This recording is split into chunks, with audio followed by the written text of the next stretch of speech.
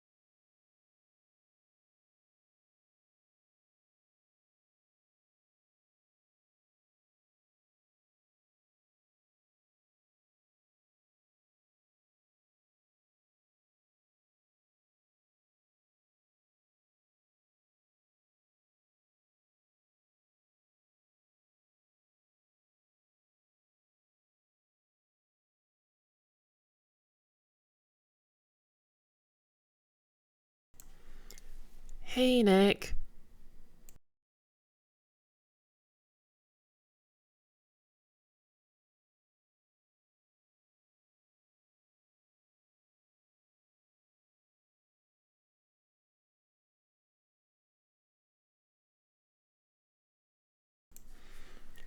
How's your week going?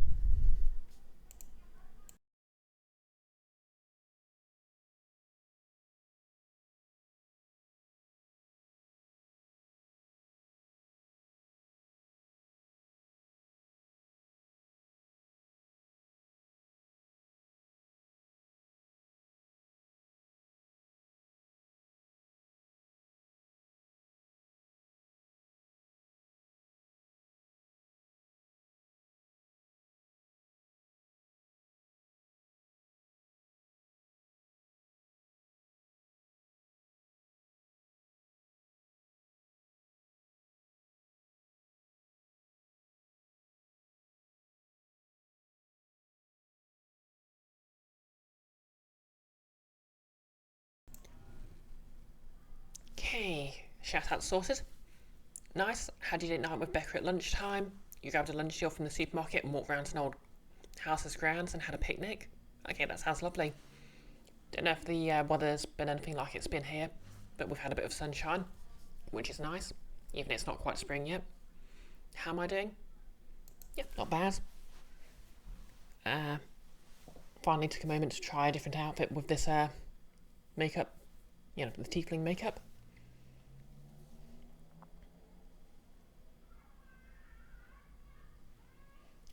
Keep forgetting the name of the brand, but it's like one that specialises in sort of medieval inspired fashions. Something, oh yeah, like Scarlet Darkness or something like that. Yeah, I'm digging it. Bit nervous about combining purple body paint with a white underdress, but I'm sure I'll address the consequences of my actions later. Don't know if this is sort of the look for the character I'm sort of slowly building up here, but it's a look, which is kind of better than just a black top. But yeah, let's get to the game.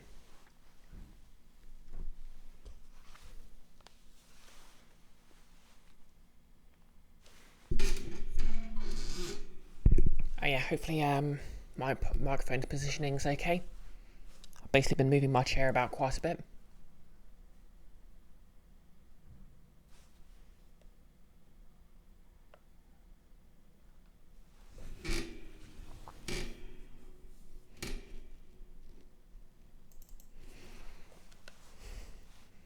Like, you can't see it, but I'm basically it's basically like a white underdress, the red overdress, and I'm wearing a underbust corset, which is it's quite a nice sort of look. Oh yeah, although the boots I'm wearing right now are quite modern. Okay.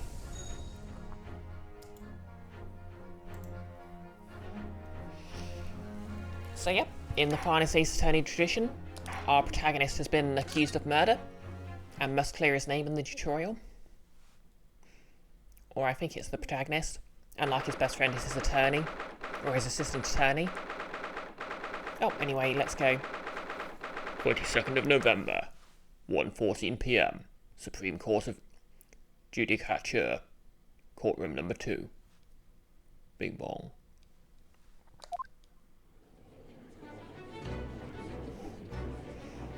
So the end of the last stream, this lady, the first non-antagonistic woman character to appear in 4 hours, by the way, apparently brought some really important evidence. So we'll see what this does.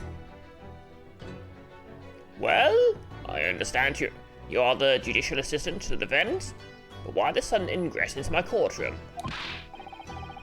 A judicial assistant? And a woman, no less. The rules state that females... A fedora is manifesting on his head as we speak. Are not permitted in this court of law other than to testify. Yes, I fully understand. I ask for only 5 minutes of time. Yeah, Prosecutor Ouchie is basically the ancestor of Prosecutor Payne in the sort of main Ace Attorney series, and he's kind of a dick. I have some vital evidence that I must hand over to the defense. You're too late, little girl. The trial has already been concluded. I know, right? A woman in Japan. Wild.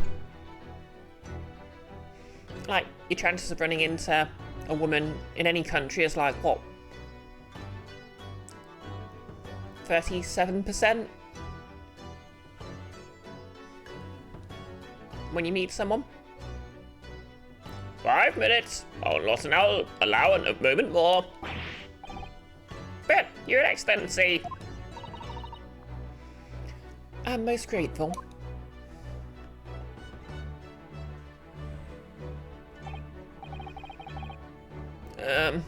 Who exactly are you?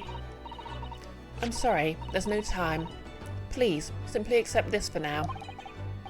What is it? A report about something? Written in English?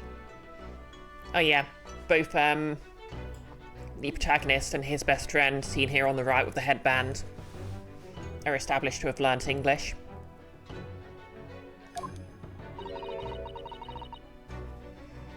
It's Giselle Brett's research. Oh yeah, content warming.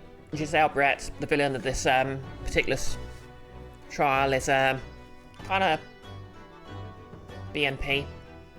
Hey, Nolas. Just got back from the dentist and made a sandwich. Missed anything? Nope, I pretty much just started. The assistant up here in the pink kimono has brought in evidence, and every character in the entire courtroom's just morphed into a Reddit user. So there's that. The English woman's. After the trial resumed earlier, I hurried back to the university. I went to Dr. Walson's laboratory in the medical facility and borrowed this paper. Oh yes, that's right. Miss Brett was studying under the professor, wasn't she? So does this research, whatever it is, have something to do with the case? I'm afraid I don't know. I haven't been able to listen to the proceedings of the trial myself. Nullis, I, herself, the Swan Princess, is a touch racist AF. What about Reddit? We met Godot's ancestor. Oh no, Ouchie and the judge just went full, females! About Susato here, showing up. Yeah, I get that that's supposed to be wrong, but... Ugh.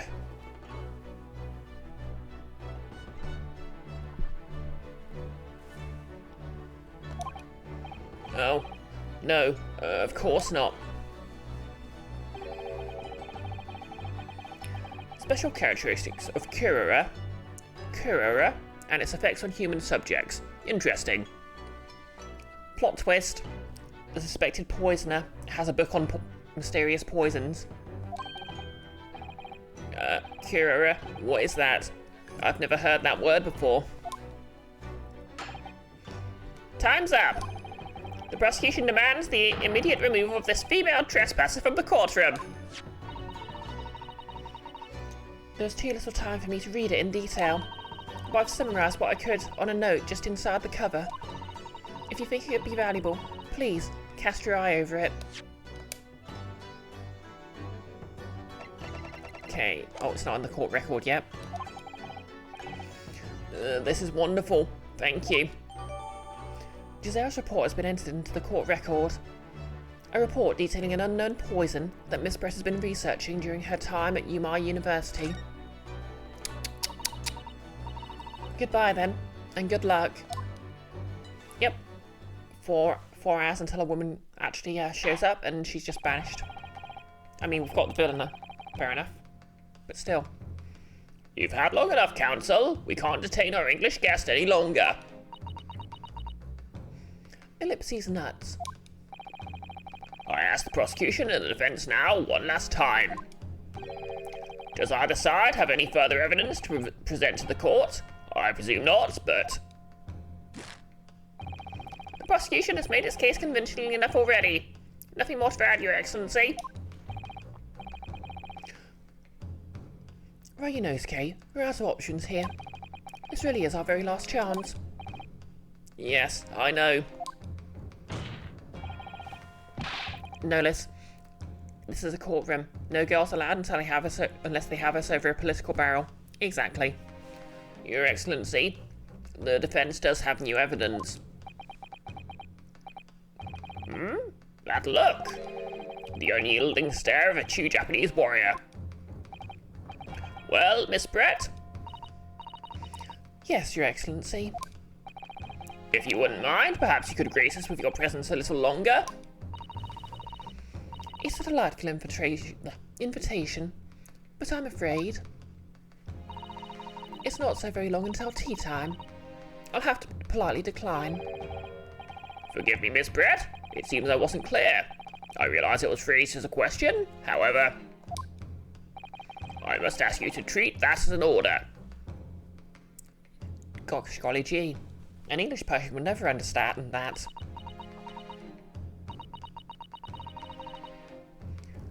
Oh, tea time, no less, is a meal, not just a cup of tea. I've said it many times before, but the Japanese language makes no sense. Wow, rude. My apologies, dear lady. So, counsel, what is this new evidence that demands the court's attention? Okay. Synopsis. A poison made from the bark of certain trees in the jungles of South America. The hunters of the region have used it since ancient times to incapacitate their prey.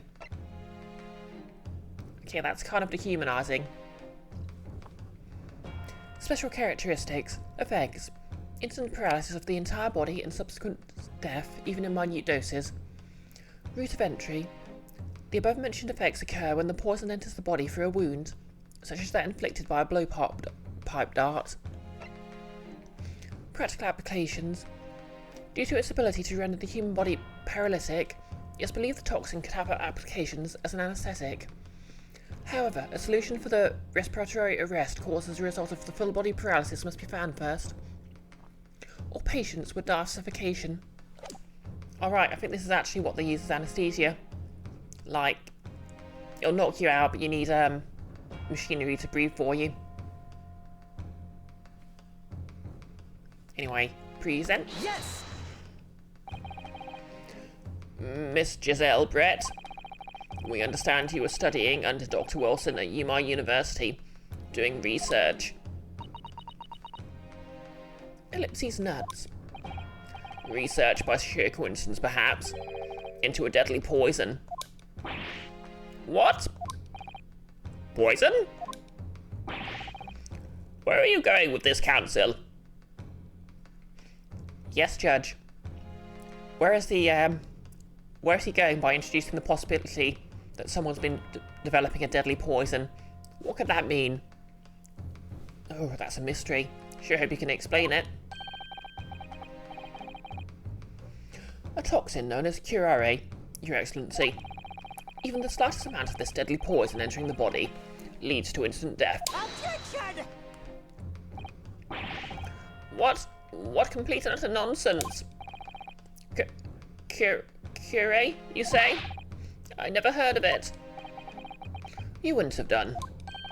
What do you mean? Well, it poisons people in Canada.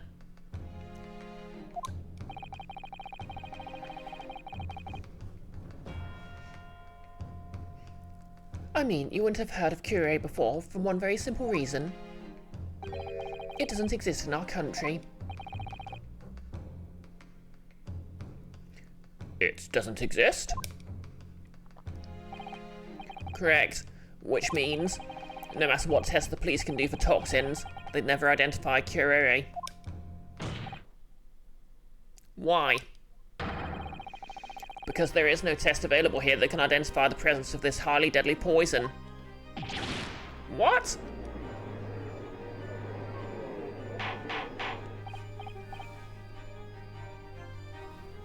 Order! Order! Order! Ah yeah, sorry by the way. My voice hasn't fully recovered from D&D last night. Council? Does this deadly poison truly exist? According to this report authored by the visiting research student from England, curare has been used by the tribespeople of South America as a poison to lace their arrows. It seems that it's reasonably well known among European doctors and scientists. To lace their arrows? The report states that it is produced from the extract of a tree that grows deep in the Amazonian jungle, and it was first brought back to Europe at the turn of the century by explorers. It claims that animals shot by arrows laced with curare suffer instant death. Doesn't that about sum it up, Miss Brett? Ellipses nuts. Objection! Wow, this line is different nowadays. Trumpery! These aspirations are Dr. Trumpery! Thank you for spamming quote number 71, ellipses nuts, no less. To start with, the victim had been administered. If the victim had been administered some of this so-called deadly poison, he would have been squirming and writhing in pain, and the other diners would have surely noticed. That's true? What do you say to that, Inspector?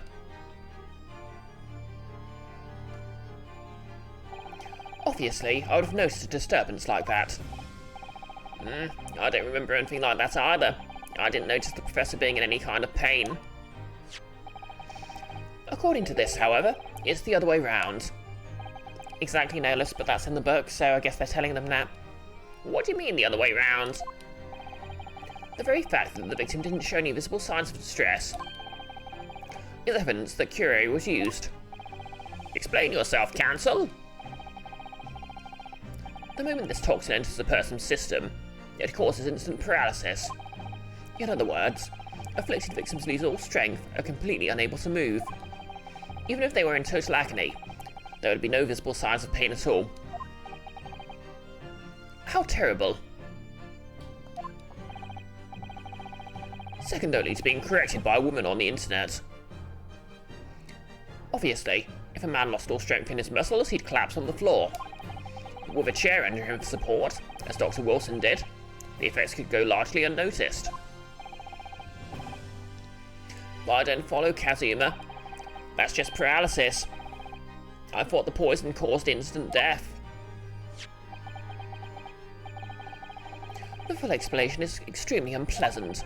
The poison causes immediate paralysis, as I said, leaving the victim unable to move. But after a short time, the paralysis is so severe, it causes the muscles that control respiration to fail. Respiration? In other words, the actual cause of death is suffocation. No breathing. Don't give a damn if I cut my arm bleeding. Sorry. And all the while, the victim is conscious and aware, just unable to move. That's hideous.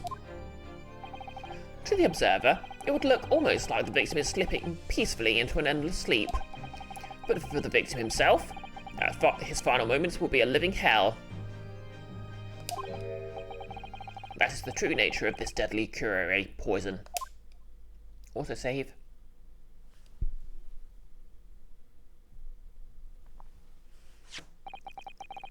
And you're suggesting that this bottle capsule actually contains this terrifying poison? Objection! This is all very convenient, isn't it? Hetero 2, unknown poison for which there's no means of testing. What's a happy tale for the defense? If I may. All these facts? You think you're so clever, but you must be sort of a teller.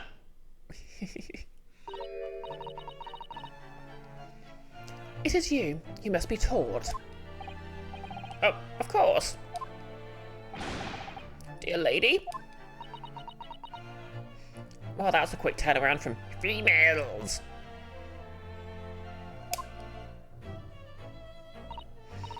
So, this is how you Japanese behave, is it? What? You steal another's honest hard work, then that's the result as if you discovered them. I'm appalled. What a loathsome act. Well, Miss Brett, the feeling is mutual. Whatever do you mean? Nolis, by all means give it a glug and find out. The old Sparrowson method.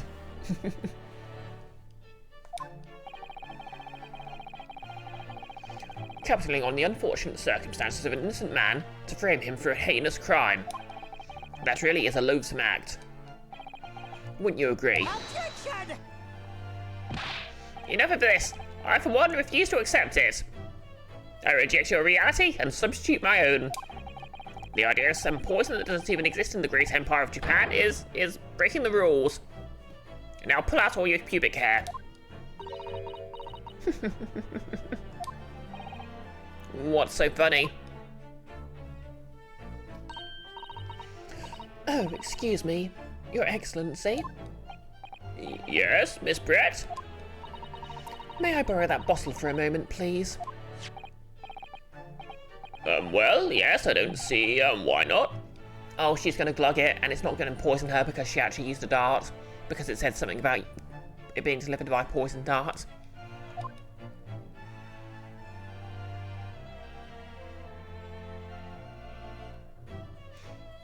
Where'd the glass come from? Oh yeah, or she poisoned the glass.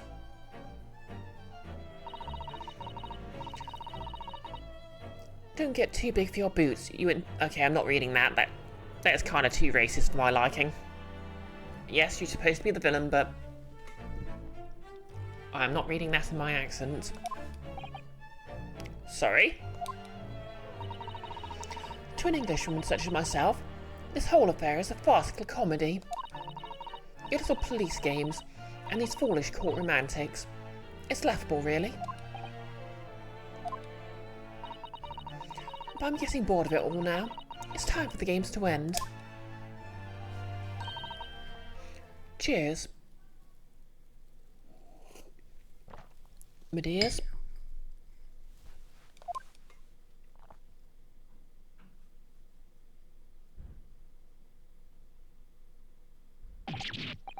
Wait, what are you doing?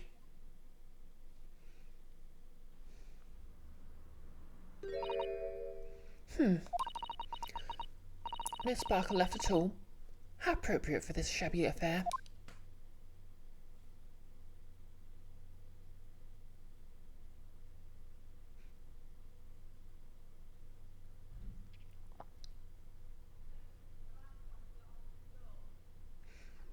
Either that or she's about to die. Goodness, whatever is the matter? You all look quite stunned. I mean, drinking something to prove it's not poisoned is a power move. So, no cure, eh? The bottle was clean. Is that what you're saying? You look quite incredulous, little boy. But of course, that's the simple truth. No, let's never go in against... Wait, never go in and against a Brit when death is on the line. Exactly. Thank you for presenting the findings of my research so concisely here in this grand venue. Most kind. Nick, Batwoman. Yeah, that is kind of like a Batman-style mask, isn't it? I mean, I guess it's supposed to be a masquerade mask, but Thank you, waiter. Now then, Your Excellency. Oh, yes, Miss Brett? I should like to be excused now, please. I think I've given more than enough of my time for the furtherance of friendship between our countries.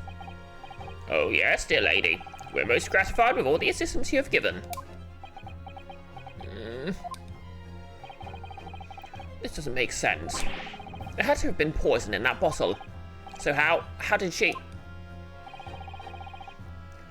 swallow a whole glass and live to tell the tale? I don't understand it. Well, I suppose if nothing else, this little Far Eastern charade will make for an interesting conversation in the next party I attend in London.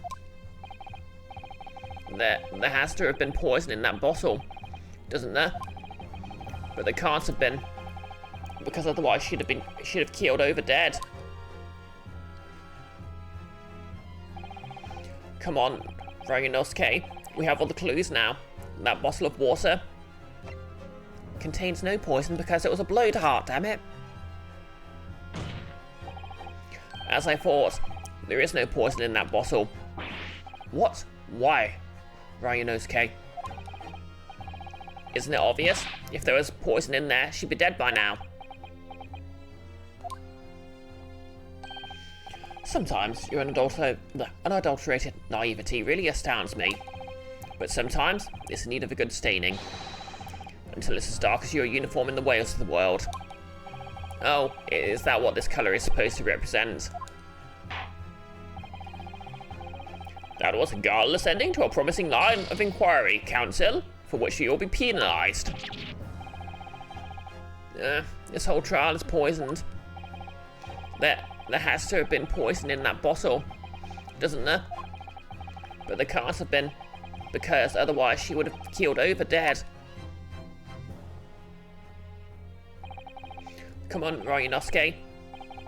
We have all the clues now. That bottle of water contains poison. Oh, okay, maybe she took the antidote.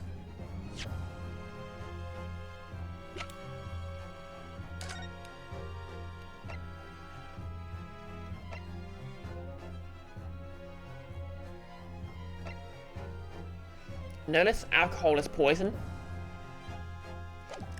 It was established that that's just water.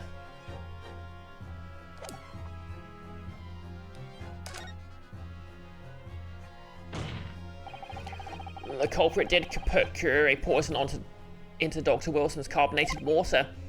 The defense refuses to change its position. You're serious? Objection! Fool, are you blind?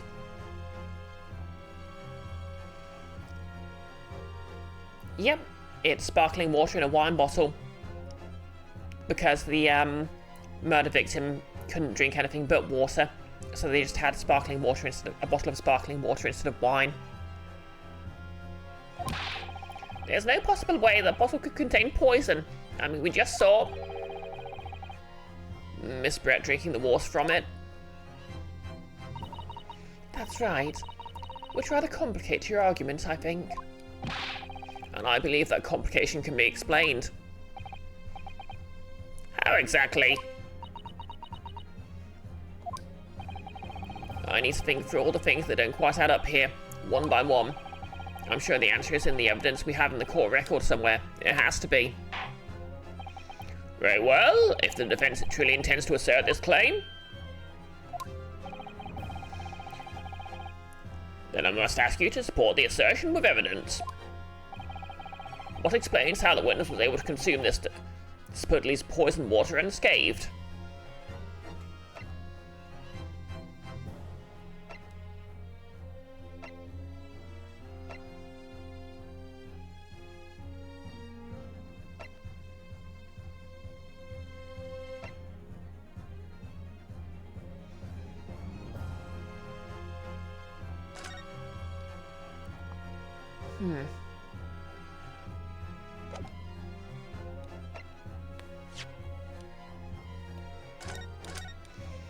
Just save me safe.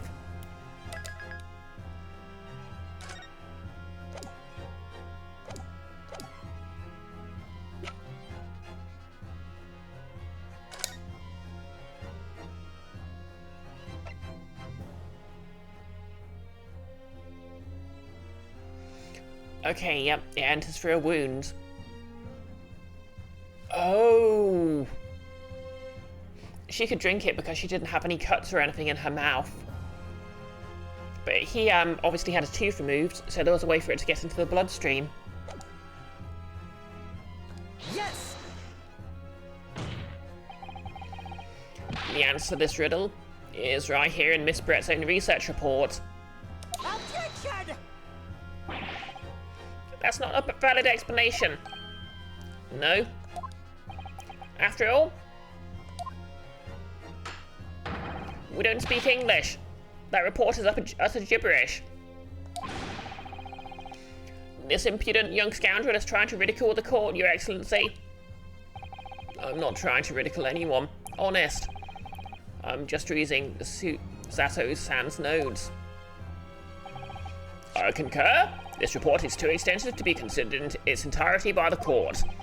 Your directives to the Pertinent Section, Counsel. Which section of the report reveals the alleged answer to this riddle? Let's just double check. I think it was the second page, but... Yep. Special characteristics. We've been hearing a lot about this curare poison. And it's left me curious about something. No less about whether injury poisons still work ingested. You mean if it enters the bloodstream anyway? Unless you get some... Yeah, there's actually quite a lot of deadly snake venoms which you can just straight up drink. As long as you don't have any sort of ulcers or wounds in your mouth or a stomach. And there are a lot of those poisons are basically proteins, like enzymes that will basically mess up your blood and stuff. So your stomach can actually destroy them readily. And it's left me curious about something. Oh, cancel? Well, it sounds as though indigenous hunters have been using this poison for years and years to lace the heads of their arrows they shoot at whatever prey they're hunting. So we've been led to believe, yes. And the point of hunting is to catch prey to eat. Get to the point, please. But if they were to use these laced arrows, doesn't that mean there would be traces of poison left in the prey the hunters were going to eat? Yes, good point. So surely the hunters wouldn't want to eat their prey, would they? Because they'd be eating poison. Good gracious, Cancel. No, that would be madness. But I actually found the answer to that conundrum in this research paper here.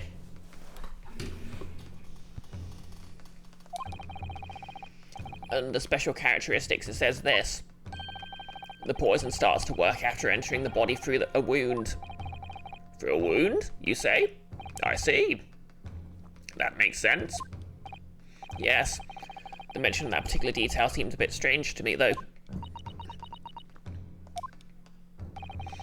But it all makes sense when you interpret what's written like this. When curare enters the body through an open wound, it has terrifying poisonous effects. However, when it enters the body via the mouth, it has no poisonous effects whatsoever. What? Miss Brett? You authored this research. You knew curare's special characteristics, and you knew that you could make a spectacle of drinking the water without any danger to yourself. You meddling little... rapscallion. Okay, that hat means business. Well, Rhinosuke, it turns out you're an even better lawyer than I'd thought you'd be. Really? Me?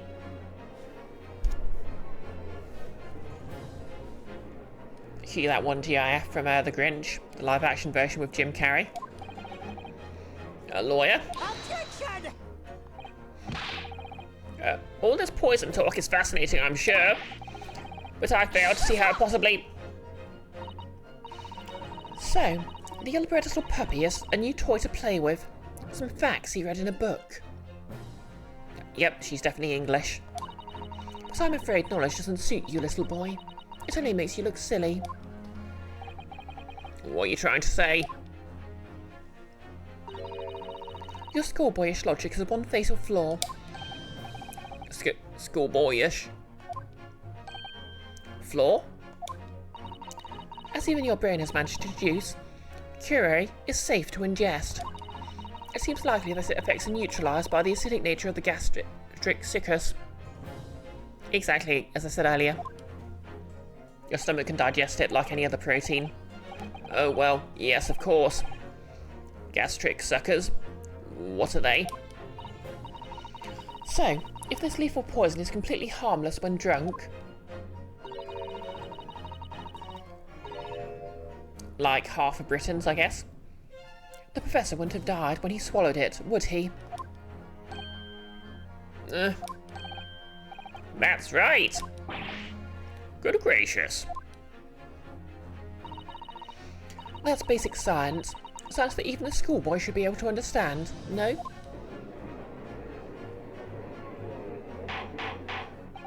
Order! Order in the court! Order!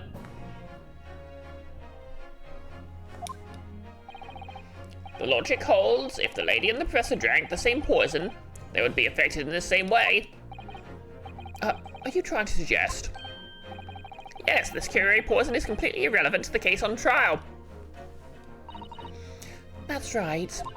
Surely even a little cockroach like you could understand something as simple as that.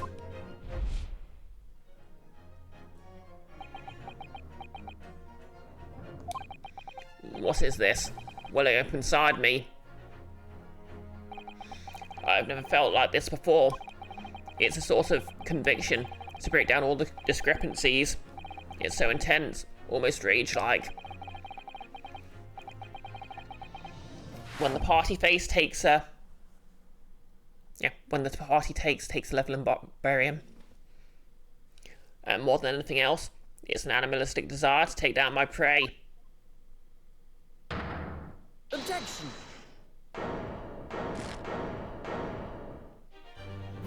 He did the pose. I don't think so, Miss Giselle Brett. How dare you use that tone with me? You know very well that there is no fatal flaw here. You know exactly why. Even though both you and the victim swallowed the same poison. You're alive, but Dr. Wilson is dead. Counsel, I'm sure I don't need to remind you. You must provide compelling evidence. As we now know, this poison is completely harmless when ingested. Why would Dr. Wilson have been killed by the curare?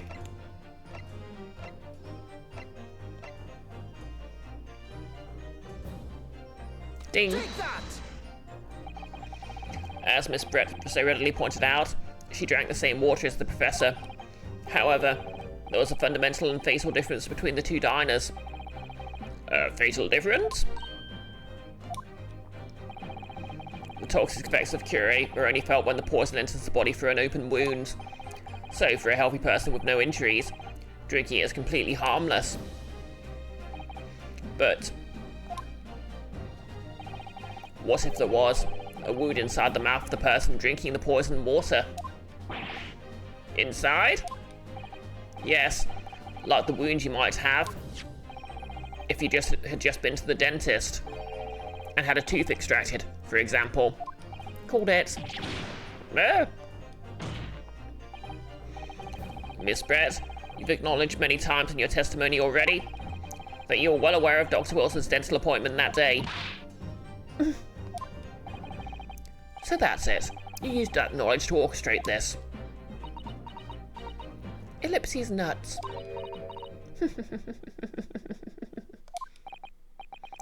Is she? Oh no, she's going to claim diplomatic immunity anyway. Laughing. I don't like to repeat myself, but honestly, I can't resist. These childish cotton games and your half-baked arguments are so puerile. What do you mean? Don't worry, little schoolboy. You'll find out soon enough. Oh yeah, fun linguistic fact. The word puel, Latin for child, is the root of puerile, but it's also the root of pupil. Because the Romans believed the reflection inside it looked like a small child.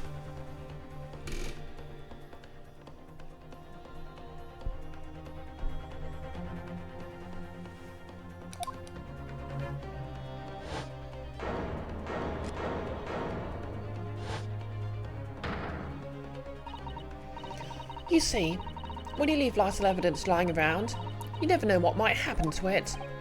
No. I mean, it could just slip.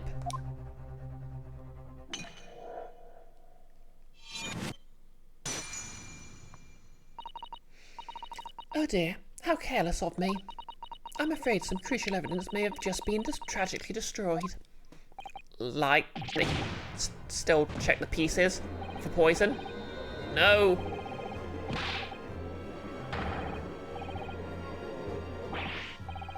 Officer, what are you waiting for? Close up as much of the water from that broken bottle as possible at once. You're wasting your time. This delightful carpet under my feet here was a gift from the British Empire. I assure you, it will soak up the water beautifully. You have neither the technology nor the presence of mind to recover it. How could you? You won't get away with this. You can thump the bench and shout as much as you like, little boy. But I'm afraid we'll never know now, will we? If there really was poison in the bottle, or not. And let's not forget, we still have some very compelling evidence left intact. Isn't that right, counsel for the prosecution?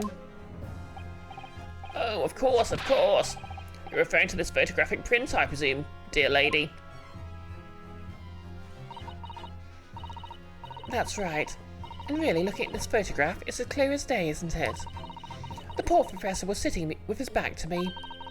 So of course the only person who could have shot him from the front is the little schoolboy. Objection! No, you killed the victim that day, using Ughr. And then, in order to frame Ryunosuke Naruto for the crime, you waited until he picked up the pistol you'd arranged for him to find on the floor, before you shot the professor's dead body in the chest with your own hidden gun. That seems needlessly complicated. Why not just shoot him in the first place?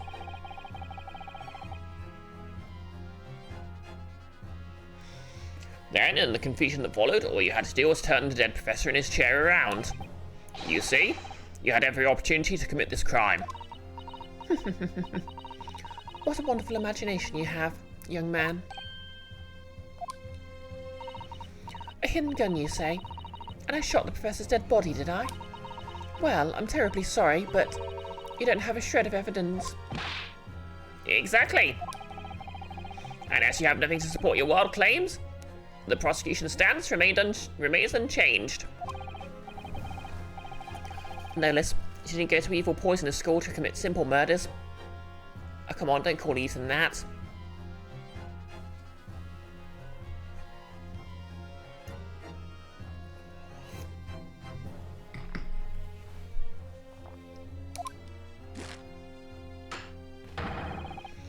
Delivered in cold blood by the accused, Ryunosuke Naruto.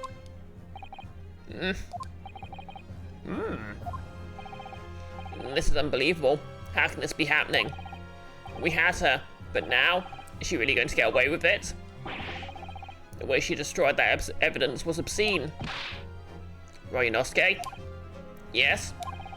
We've come this far, but now you're the only one who can finish it. What? What do you mean? We've lost a vital piece of evidence, it's true. So if there are any other clues left for us to use now, they must be in your head. In my head? You told me before that your powers of observation were the one thing you could really depend upon. Well, yes, that's true, but I didn't manage to notice that this woman was a foreigner with a swan on her head. So think back again now. Try to remember every last detail about the scene that day. Are you quoting the Cranberries now, no less? Everything you saw, everything you felt, every colour, every smell.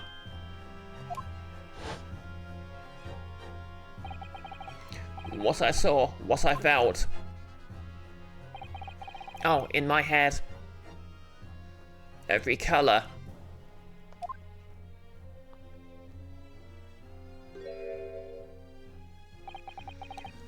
Is Kazuma right? Somewhere in the vibrant memory of this same scene in my head, could there be another clue to expose the identity of Dr. Wilson's killer?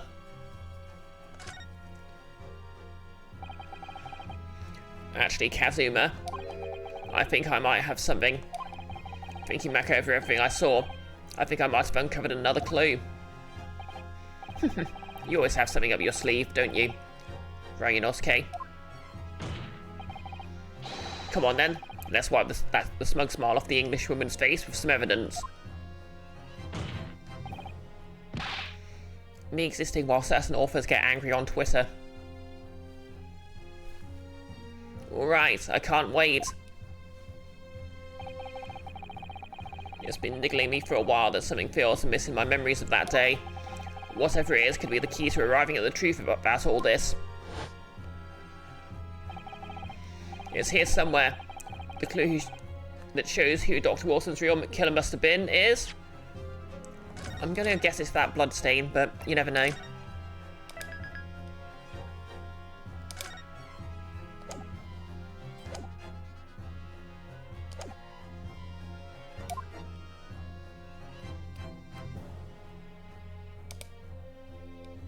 Take that!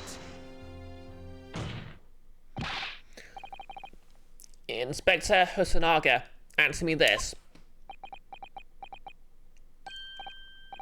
Yes, what is it? You haven't given me a question yet. He's still miles away, probably thinking about that bottle being smashed. As you've said a number of times now, you strive for perfection in your investigations, don't you? Absolutely. I wonder, therefore, if perhaps you took anything else from the scene of the crime. Like, for instance, the plate of steak that you took to the victim's table that day. Objection! Wait a minute, where are you going with this?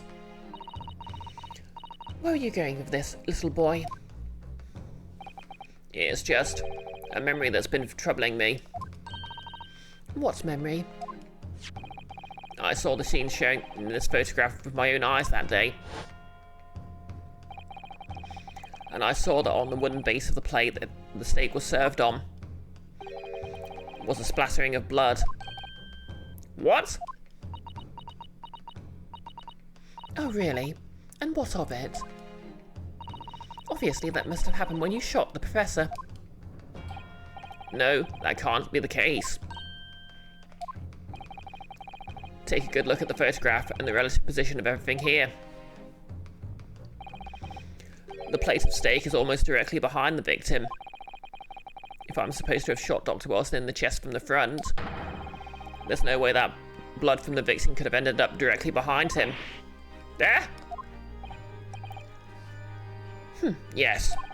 For blood to have made it onto the plate, it implies the plate was between the victim and the shooter, which means the shooter must have been sitting opposite the professor, as you were.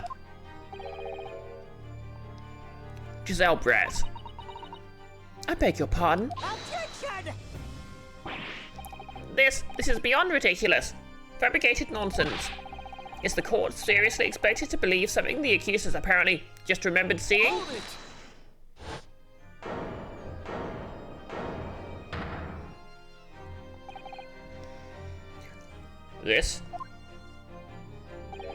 This could be the moment that my entire career in the police force has been leading to. Inspector, you mean?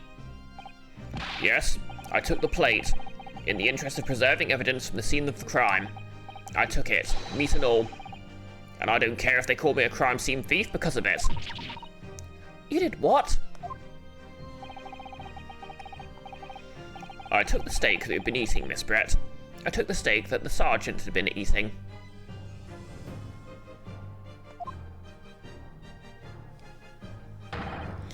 And I did it all in the name of justice. Then we can find out for sure whether or not there's a bloodstain on Miss Brett's plate. We must examine it, now.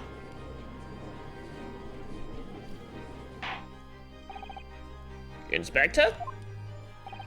The court wishes to examine the plate from the victim's table immediately. Yes, sir.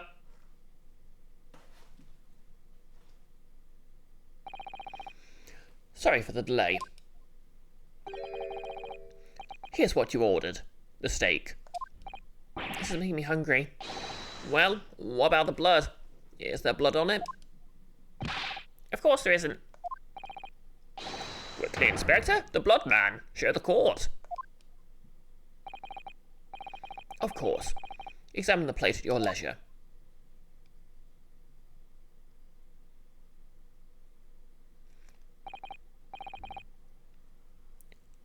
No, no blood. No blood anywhere. But no, that's impossible. I know, I saw it. I'm sure of it.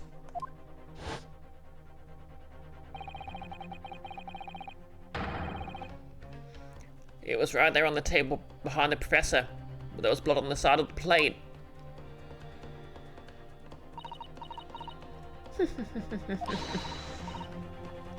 What an unbecoming expression, little boy. You see, this is why I always say you can't trust what the Japanese tell you. Non-clip that out of context, please.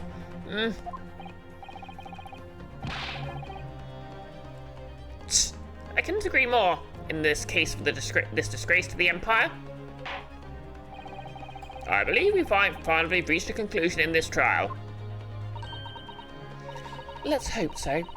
Let's pretend attempt at courtroom proceedings is painful to watch. But I do promise to do my best to forget about all of it when it's all over.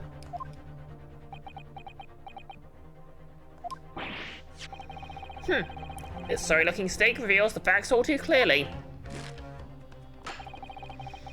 If the sorry-looking accused wishes to examine it again, be my guest. The plate of steak has been entered into the court record. When I saw the plate, I thought I saw. Was the plate I saw, or thought I saw, just a figment of my imagination? No, unless someone's been eating the evidence or he got the wrong plate. BRB. Seen a bit. Yeah. To be honest, I think the steak in the photo was more eaten. And this is it now. I've lost. Well, you're not okay. It's not over yet. Not until the final gavel. Never stop believing in yourself. Keep looking forward, no matter what. Believe in myself, really? Maybe I should at least examine the evidence myself. As the evidence requested by the defense has not been shown to be problematic in any way, I presume any further examination of evidence in this trial will be unnecessary. Does the defense have any objection? That bloodstain was going to clinch the trial for me. Can this plate of steak reveal any other clues at all?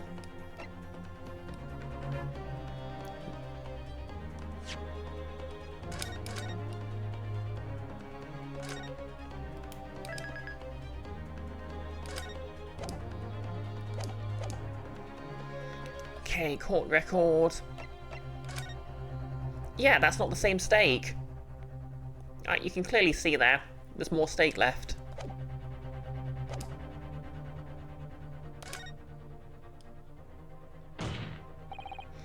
Your Excellency, please wait. This plate of beef is hiding another clue. Another clue that will reveal the shocking truth. The only thing that's shocking here is your unhealthy fascination with beefsteak. Your Excellency, I think I've made it myself clear, haven't I? I will not be able to turn a blind eye to any more unnecessary procrastination in this trial. I'm sorry, Miss Brett, but we must ensure a thorough examination of the evidence. I will not give a ruling until I'm completely satisfied that all reasonable doubt has been dispelled. I see. As a newly affirmed ally of my country, that's still your position, is it? Thank you, Your Excellency. Counsel for the defense, You'll now clearly show the court to what you are alluding. Where precisely on this plate of beefsteak is this new clue to be found? Okay, so we're looking for the clue on the steak.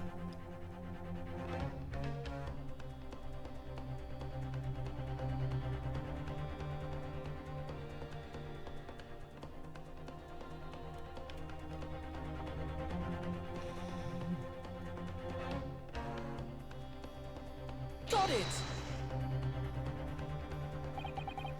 No, cancel. I'm afraid that won't do. That was ambiguous at best. When you're asked to identify a detail like this, you must do so knowing there is penalty for mistakes. Okay. The answer's right here in front of me, I'm sure of it. So there's only one thing to do. Turn this steak over and over until I find something to help me out of this mess.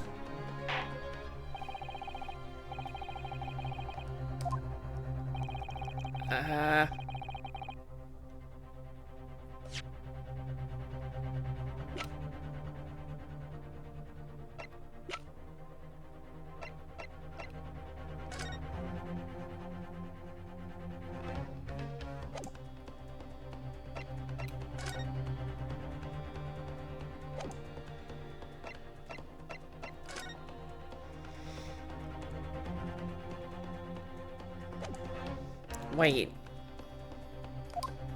The mark.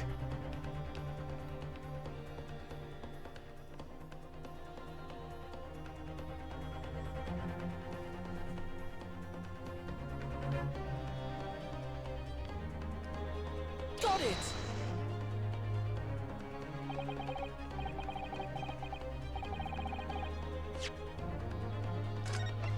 Okay, let's just load.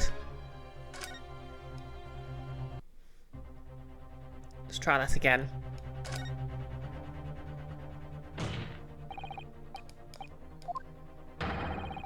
Objection!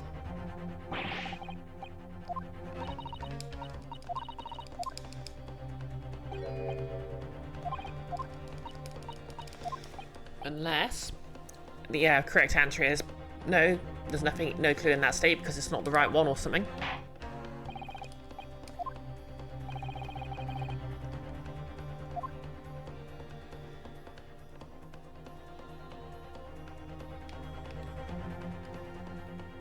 Got it!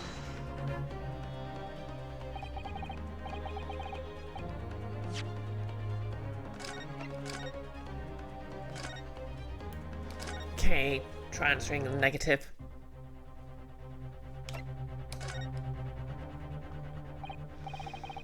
No, I'm really clutching at straws now. That would fly in the face of common sense. You know, it flies in the face of common sense.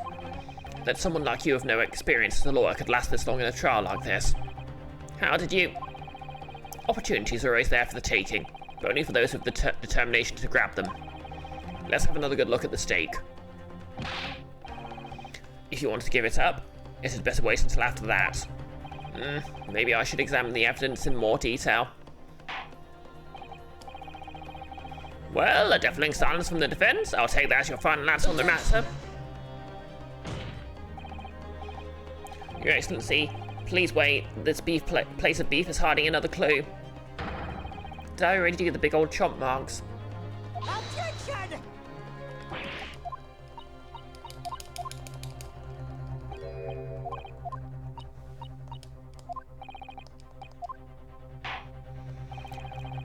I don't think those were supposed to be chomp marks, but... Okay.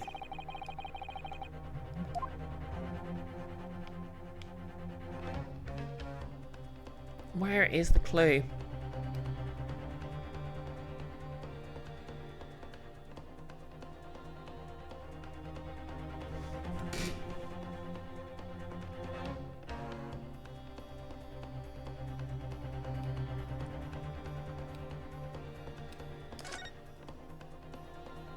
Oh, I can... Huh? What in the world is this? I think it's a Koban coin. And the hallmark is from the Hawaii era, I believe. No, I don't mean what is it. I didn't realise I could, press A to examine it. I mean, what's it doing there? Wait, did you say it was a Hawaii Koban? Yes, and apart from the meat juices, it looks to be in good condition. I imagine it's very valuable. This isn't the first time today there's been talk of a Hawaii Koban. I've heard of purse before swine, but I've never heard of bullion in bullion. I don't think you ever will again. This is extraordinary, though. This means... Got it! Good gracious, that's... Did you attack a Meowth? A Koban? What on earth? A Hawaii one at that. Miss Brett, this is in fact the beefsteak that you ordered at the restaurant on the day in question, is it? Tell me, why is there an old coin seemingly hidden underneath the meat? No, you shut up.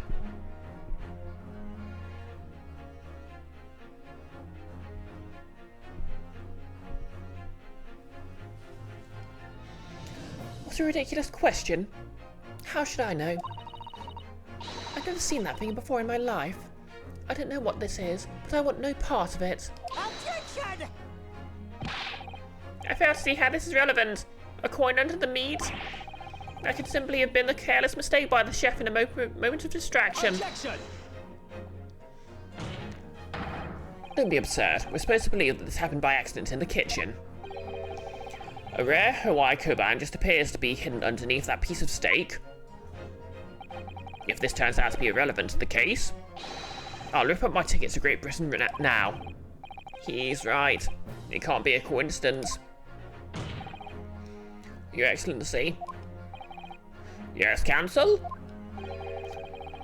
A rare Hawaii Koban just happens to be hidden underneath that piece of steak. If this turns out to be irrelevant to the case, I'll give it my lawyer job right now. Objection!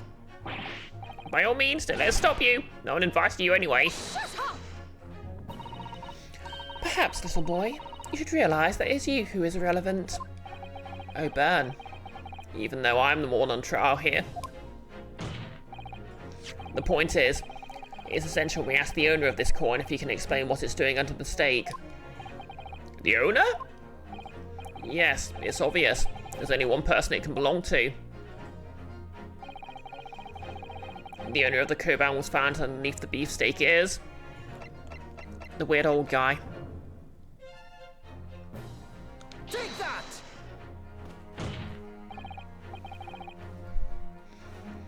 It can obviously only be the antique dealer and owner of Rasutai. Koyurio Karakuta-san. Koyuri, as in Mr. Cucumber something? Honestly, these ridiculous Japanese names are quite unfathomable. So says Jesse or Brett. Oh yes! Hey Koto, how's it going? Curio Collector-san, exactly. How are you doing today? The old man who testified earlier alongside the military sergeant, correct? In this chat, we support women's wrongs. Exactly. But in this case, she's trying to frame the protagonist for murder, so... Nope, sorry, not stitching us up. You had a good day at work, just eating spaghetti and meatballs while your boyfriend's at the clinic? Heck yeah. I mean, not heck yeah about him being at the clinic. Hopefully that's all okay.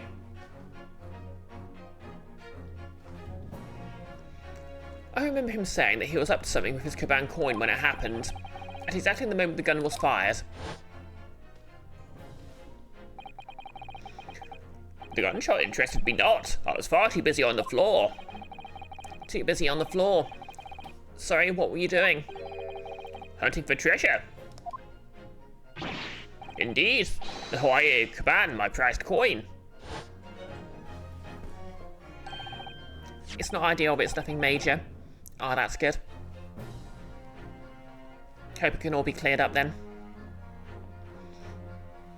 Then this Hawaii Kaban? Do you mean to tell me? Objection! No, please. Why would Kurakuta-san's Kaban be sandwiched between the victim's beefsteak and his plate? It makes no sense. Yes! Which is why I'm asking to bring Kurakuta-san back to the witness stand so we can ask him. Officer, bring both witnesses that testified earlier back in here. Without a moment's delay.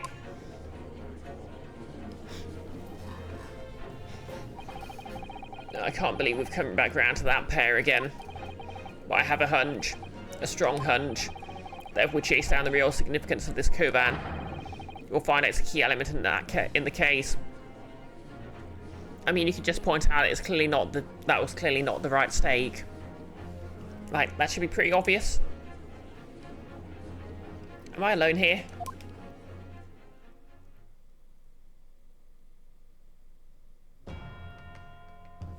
Well, we've got all the witnesses. All of them.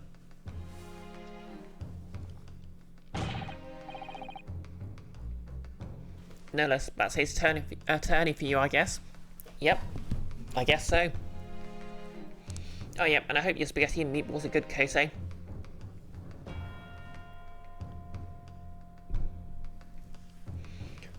What's all this about? Why have I been called up again?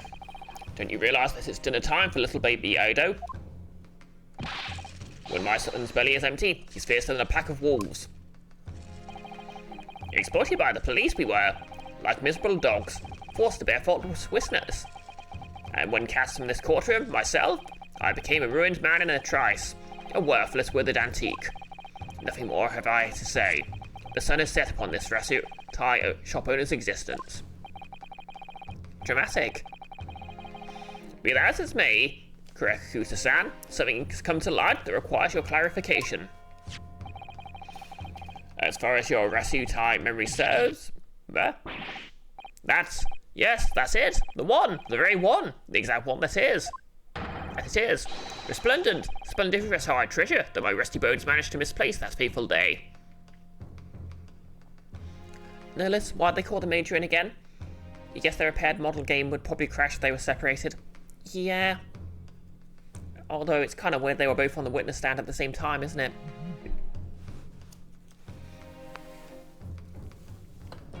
Oh, yep.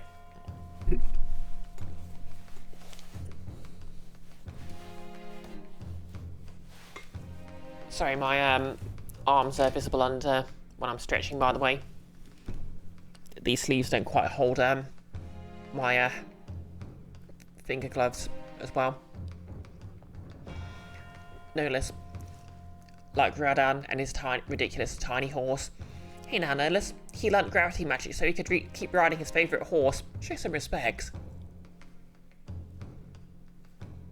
Something, words and deeds regretted. It can't be. As I thought. Young man, enlighten this decrepit old fool, put me out of my misery. Where was my treasure? Where was it dropped? Oh, I'm not sure if it was dropped anywhere. We found your coin sandwiched between a beefsteak and its plate, soaking in the seasoned meat juters. This is making me so hungry. Sandwich? Soaking? Seriously? Clearly it couldn't have fallen there by accident, which means somebody must have hidden it there on purpose. Yes, I know, Nolus. Words and deeds was Kojima. I was alluding to... never mind. I was just sort of, I was sort of suggesting, going on the theme of there's an in-universe explanation for the thing. Somebody concealed my Hawaii treasure between a slab of meat and a metal plate. Who would do such a thing? Such an unconscionable thing.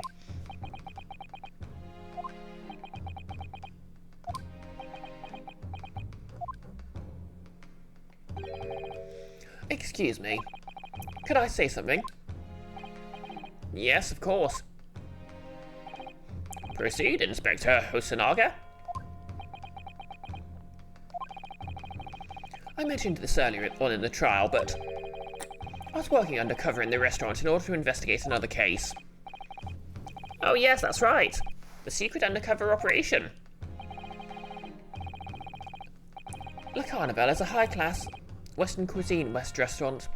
It attacks wealthy diners, including many foreigners. Recently, there's been a run of similarly executed thefts targeting the restaurant's rich clientele. A number of such incidents have been reported to the police bureau. Wicked crimes indeed. We wanted to nip the case in the bud quickly, especially with so many foreigners being affected. So that's why you were sent undercover, is it? Yes, I took on the job of a waiter at the restaurant in order to flush out the criminal. It seems likely that this Caban incident is the work of the same thief. So, unbeknown to us, there was a master thief at work in the restaurant on a regular basis. The place was already the scene of several crimes, it seems. I don't know about the master thief part, but the identity of the person who stole and hid the Kurakusa's Sans Caban is also clear. What? What? I think the court would like to hear the defense's view on this matter. Tell us, who the despicable scoundrel that stole Kuraku Sans Caban and hid it under the stake? Okay, well, it would have to have been the general.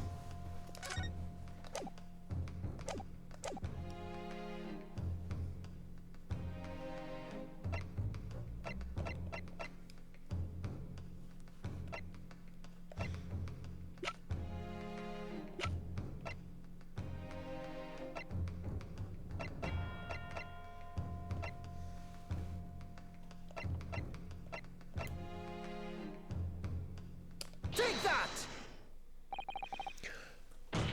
Obviously, it can only be you. Sergeant, yes sir, no sir. What? How? How dare you? You monster. Monster? I stole that Caban, did I? I'm the master thief of Le Carnival, am I? You're seriously accusing me of the crime, cadet? But it wasn't me, it was Ido. Ido is the mastermind behind all this. It's like that one deleted scene from Futurama. Sorry kids, I had to rat you out. I can't do hard time.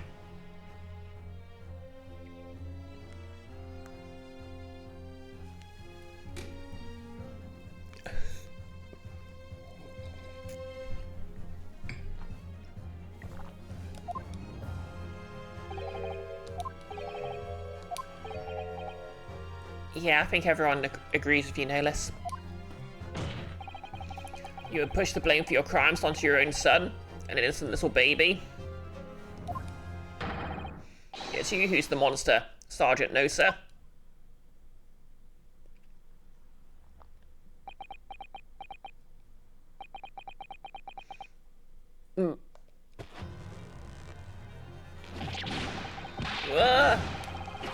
Is he being... Clippity clippity clippity clop, clippity clippity clippity clop. Charge! He was being rescued by his child all along.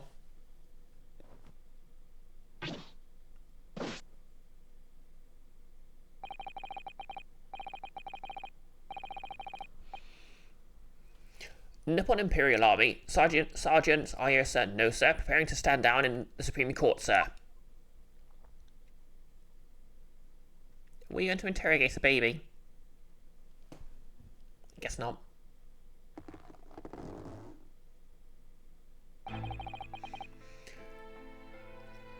No, let's Sergeant Waluigi more like.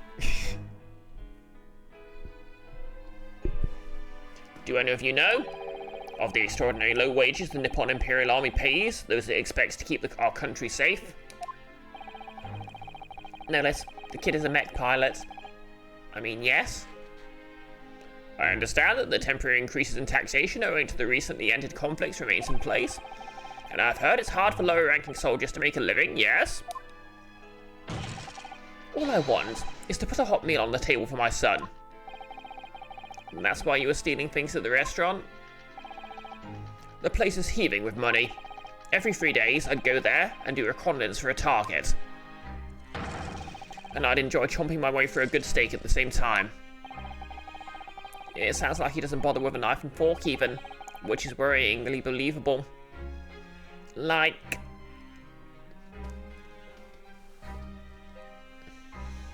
he must be stealing quite a bit if he's also paying for the steak.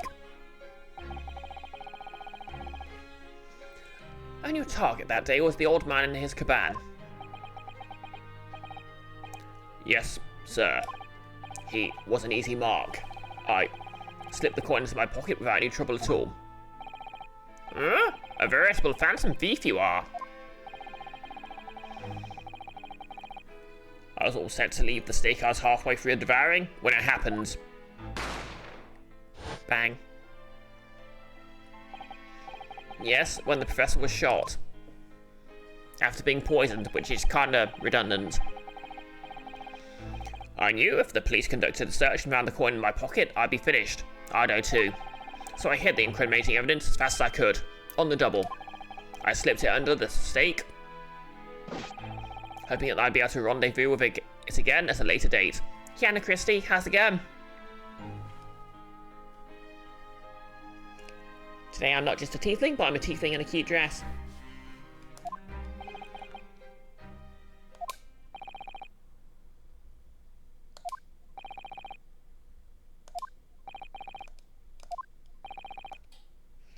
So yeah, this proves that he put it under his own steak, which means that's not the steak that was on the table. Which he could have just pointed out straight away. This is ridiculous. Perhaps you could carry on with this absurd prattling in your own time. Well, Miss Brett. Oh, of course, dear lady, of course. How rude of us. I'm quite sure there's no need to detain you any longer at all. May the esteemed gentleman please be excused, Your Excellency?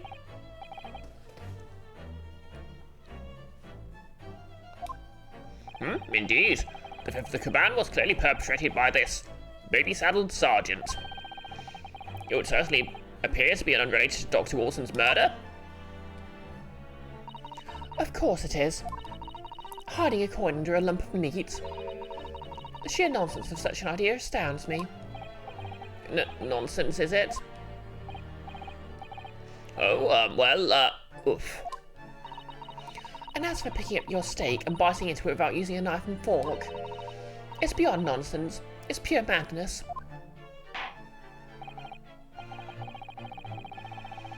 Wow, Bakira's going to be furious. Oh, Anna Christie, you created a V from Arcane in Dragon Age, the Veil Guard. That sounds pretty cool. Tomorrow I'll be recreating my D&D character in Baldur's Gate 3. Very well. Now all the questions concerning this witness's testimony have been answered. I see no further justification for detaining her. Miss Brett, you're free to leave. Thank you, Your Excellency.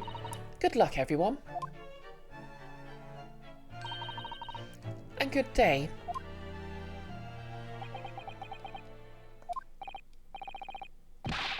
Bronosuke, what's the matter with you? This is no time for daydreaming. Oh, no, it's just... something about Miss Brett's passing words there got me thinking. I can't quite work out what exactly, but something she said just jarred with me. I feel like there was a contradiction in there somewhere. Something didn't quite add up. If that's the case, don't just stand there thinking. Make your voice heard.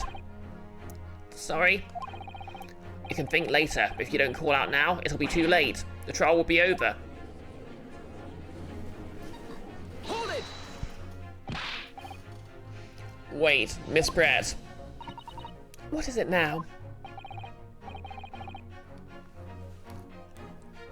Nillis, you thought the old guy just dropped it in there somehow. To be fair, that would be unlikely. You can't just drop something and have it just fall under the steak, can you? I'm afraid just one last time. There's something I'd like to ask you. I'd like you to explain the contradiction in your passing words from just a few moments ago. What are you talking about? What contradiction? Objection! What new student nonsense is this? Well, what passing words are you talking about? Ryunosuke. Hiding a coin under a lump of meat. The sheer nonsense of such an idea astounds me. And as for picking up your steak and biting into it without using a knife and fork, it's beyond nonsense. It's pure madness. Also, why are they eating steaks with no side dishes or salads? Yes, I'm right. What she said there exposed an undeniable contradiction. I'm going to need to see some evidence, counsel. If Miss Brett's words are truly contradictory, where's the evidence to prove it?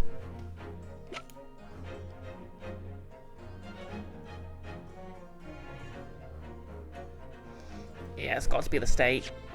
Well, we'll just say be safe.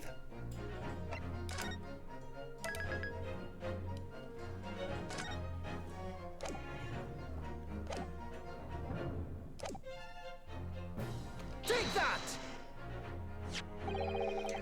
The steak that Miss Brett had been eating before the professor was killed? Yes, go on. More accurately, Your Excellency. The steak that was on the victim's table just before the professor was killed. Now you're just splitting hairs. Koto, steaks were invented before chips or blue cheese sauce or vegetables. It's sad but true. I mean, yes, but you can't just eat a chunk of meat on its own. Like, you need side dishes. Like onions, veg, a salad. You need carbs with the protein. Otherwise, it's not a full balanced meal. We don't want to draw the ire of the French, do we? Not true. Doesn't something about this steak strike you as very unnatural? Unnatural? What on earth do you mean? It's extremely obvious. I'm talking about the shape of the edge where it's been eaten. I see you've noticed it too, Miss Brett. Notice what exactly, counsel? Just a few moments ago, Miss Brett claimed no Englishman could even contemplate picking up a steak and biting into it without using a knife and fork. Okay, you're right, Nolis. The steak does have bite marks taken out of it. Nolis, you can care. Some rabbit food softens it up. It's bite-proof without something soft. I don't know about that, but you need, like, a nice sip of red wine to clear your palate. You need, some veg, so you've got some nice crunch in between bites. Chips, because I just like chips dipped in pepper sauce.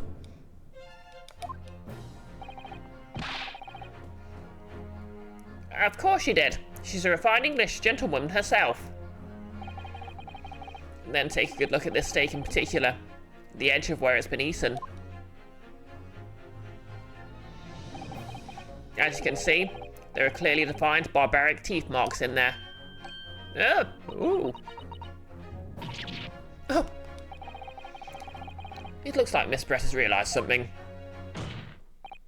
So, if the witness says she claims wouldn't contemplate eating anything without using a knife and fork, there shouldn't be teeth marks in the steak at all. Objection! But what's your actual point? Perhaps the delightful Miss Brett was ravenously hungry and couldn't help but... I'll be convicted for murder, but I'll be damned if I'm accused of eating a steak in an unseemly manner.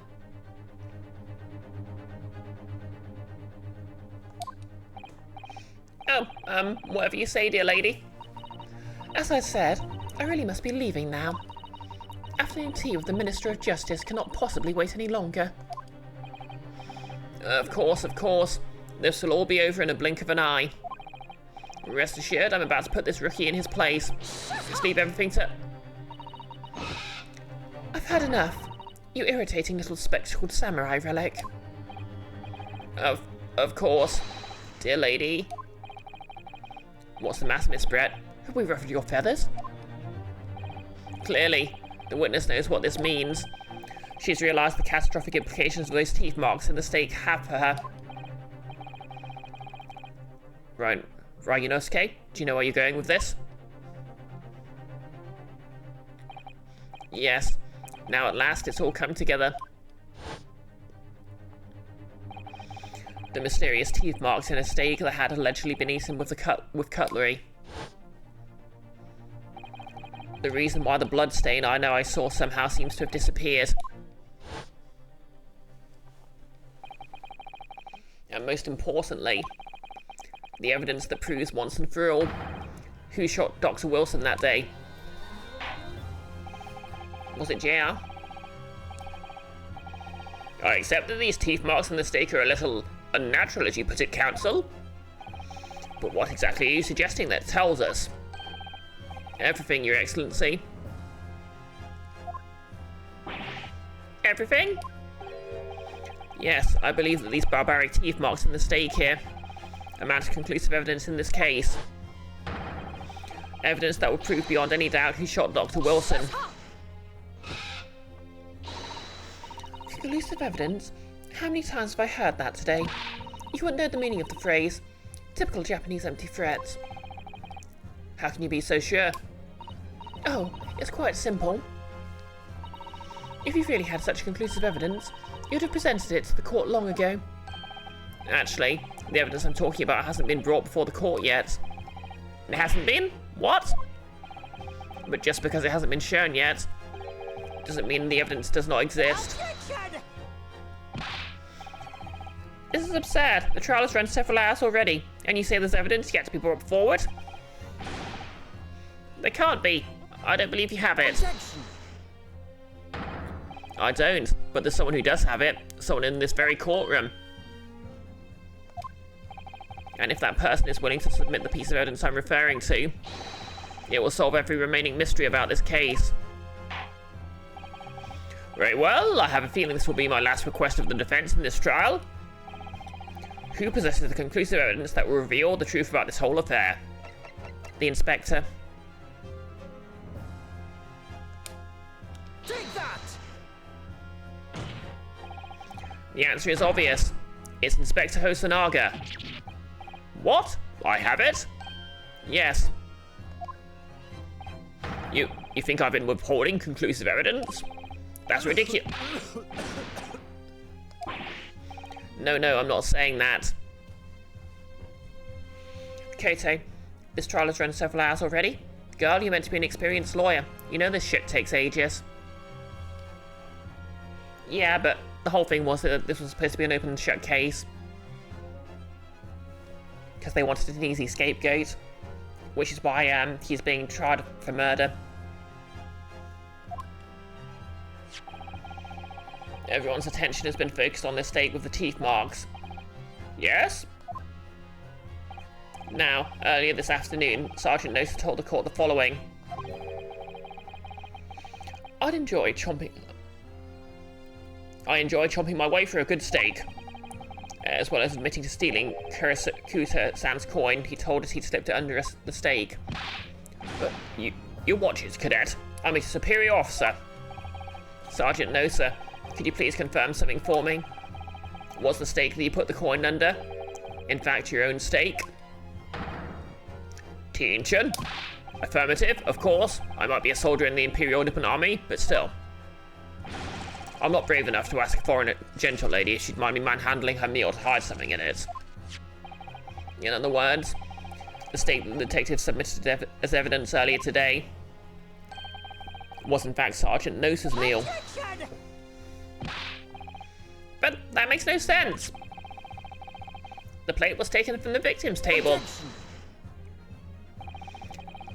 Yet the gentlewoman doesn't take bites out of her steak, nor did she have any opportunity to steal the coin. Of course I didn't steal it. To even suggest such a thing would be an affront to the entire British Empire. Petty theft, no. Murder, yes. Well then, how do you explain this paradox? Exactly. Surely you're not going to suggest that the sergeant switched the two steaks over?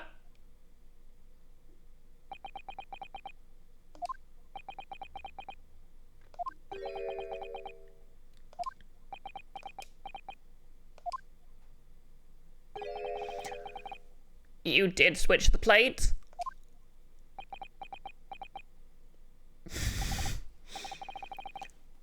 Well, after it happened, the, bang. I'd like to think he said bang out loud. When I saw the civilian had been murdered right in front of my eyes like that, I panicked. As I said, I immediately lifted my stake and hid the coin underneath it. But then, when the waiter announced he was an undercover policeman, I thought I'd had it. If he decided to investigate my slab of meat, that'd be it. I'd be getting my marching orders. Like, dude, you have a perfectly good pocket. So when the cadet here was arrested and taken off to the kitchen, I seized my chance.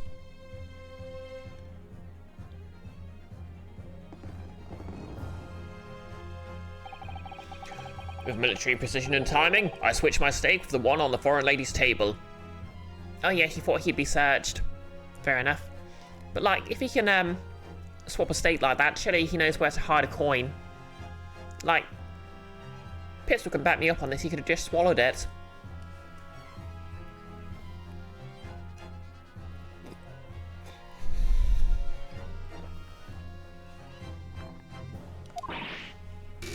What? You can't have. I never saw you do such a thing.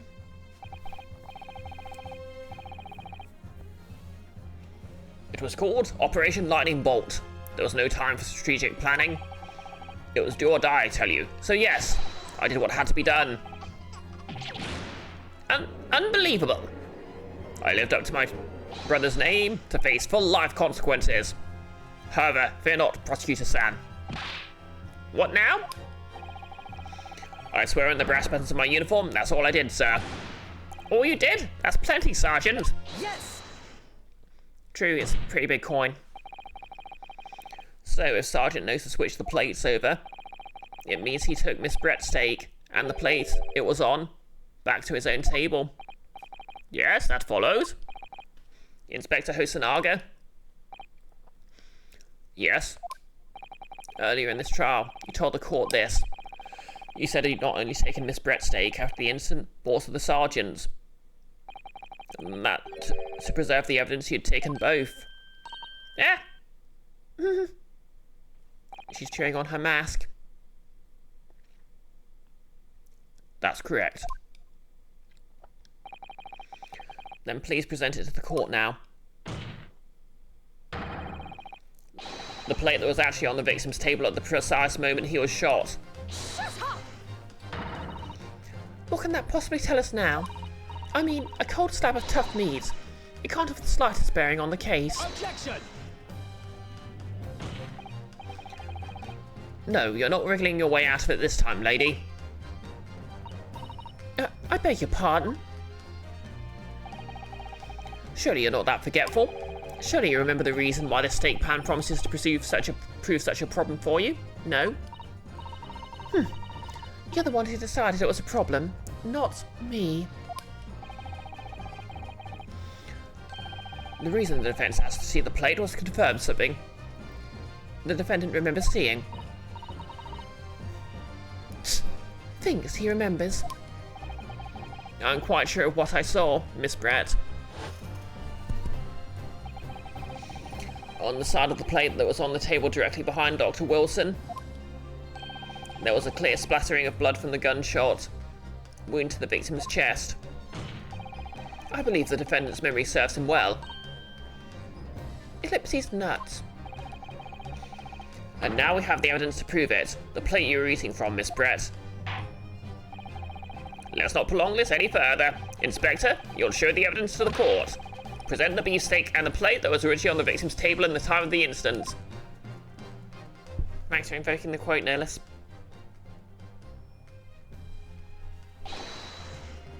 Yes, sir.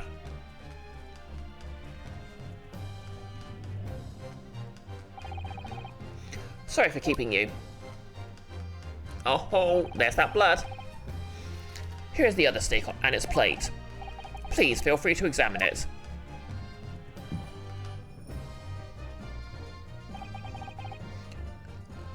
The blood stain. It is clearly visible. Look. Yes! No, looks like ketchup to you. Yeah, to be fair, an actual blood stain would have turned brown by now. Now this makes everything clear. The blood you can see on the side of the plate shows that at the moment the victim was shot, he was facing the table with his back to me. In other words, it's impossible for Naruhido-san to have shot the victim. It can't be. In fact, there's only one person who could possibly have shot Dr. Watson from the front. I'm sure everyone knows by now who that person is. Gordon Freeman. That's right. Miss Giselle Brett. It's you. Here we go.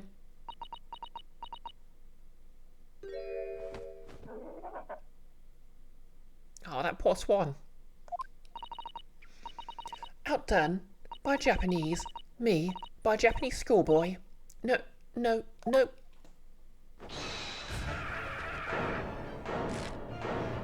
Oh no, she's in the final phase of her boss fight.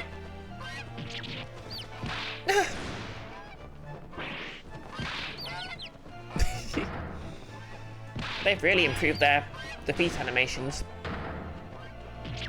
Look at the burbs. Look at all the little signets. There.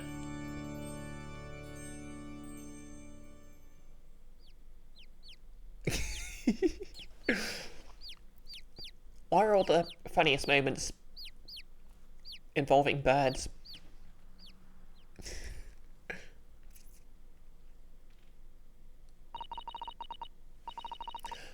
Please excuse my little outburst. I briefly lost my composure. Most unbecoming behaviour for an English gentleman. Forgive me. Well, Miss Brett? I think it's time you told the court what actually happened that day. The truth this time. Gladly, Your Excellency.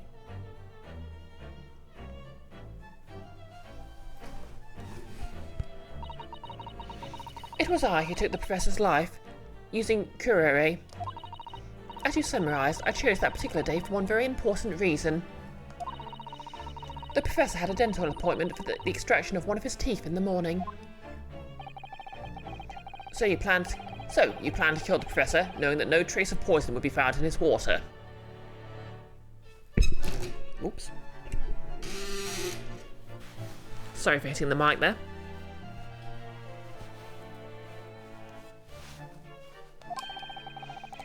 Because curare is unheard of here in Japan. Yes. Of course, I never intended to remain at the restaurant for as long as I did. I only needed to see the Professor take one tiny sip of his water, and it would be all over. I'd place the steak I had ordered in front of him, to make it appear as though he had been dining alone, and leave immediately. However, before any of that happened, there was an unexpected visitor at the Professor's table. That would be me, I suppose. Yes, you. Who else? Such a trifling matter, but the fact you decided to come over to greet with the Professor meant that I had lost my chance to slip away unnoticed. In due course, the Professor took a sip of his water and was paralysed. I made sure he was sitting in his chair, such that he wouldn't fall. There was no going back at that point, so I concocted a plan on the spur of the moment. I planned to pin Dr. Wilson's murder on this innocent man. I happen to know that the Professor always carried a gun. I decided to use that fact to my advantage. I had the bottle of curare in my own handbag, and my own pistol concealed under my skirt. Under your skirt? So I was right, there were two guns. Yes. And then I finished my coffee and got up to leave. That's when I noticed the Professor's gun, which he'd presumably placed on the floor. Place where you'd sure that I'd noticed it. And everything went according to plan. You noticed the gun as I intended. And then, just as you bent down to pick it up, like, bang. Wait. So this entire plan hinged on the fact they couldn't just check that gun had been fired. Also, why are all these English aristocrats carrying guns? Actually, no, I suppose this was before the handgun ban. That was the late 20th century, wasn't it? Even though at that point he was already dead. Naturally, the gunshot caused a commotion, at which point the waiter appeared. Obviously, I assumed Naruto-san was the culprit and apprehended him. I took him to the pantry that adjoins the kitchen and locked him inside. That's when I took the opportunity to turn the professor in his chair around. Because of course, he needs to make it look like the defendant had shot Dr. Wilson from where he picked up the gun.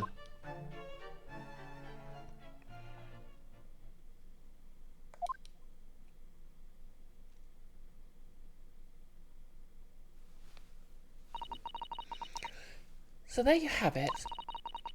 That is the entirety of my misdemeanor.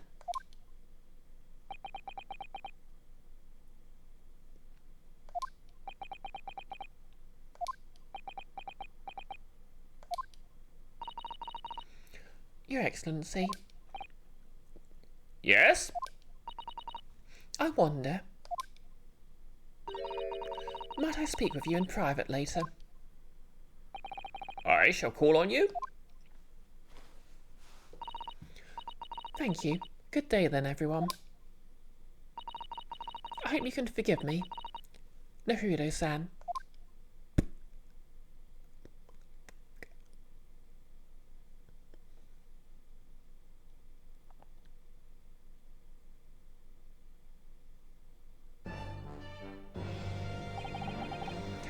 It would seem this trial has finally run its course.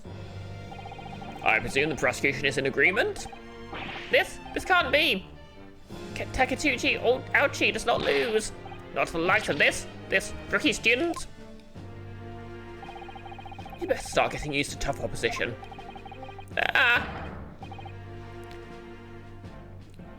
Koinosuke Naruto. What? Yes? This insult to the Ouchi family name will never be forgotten. You've become conceited with age, Council, but the old have to stand aside and make way for the new.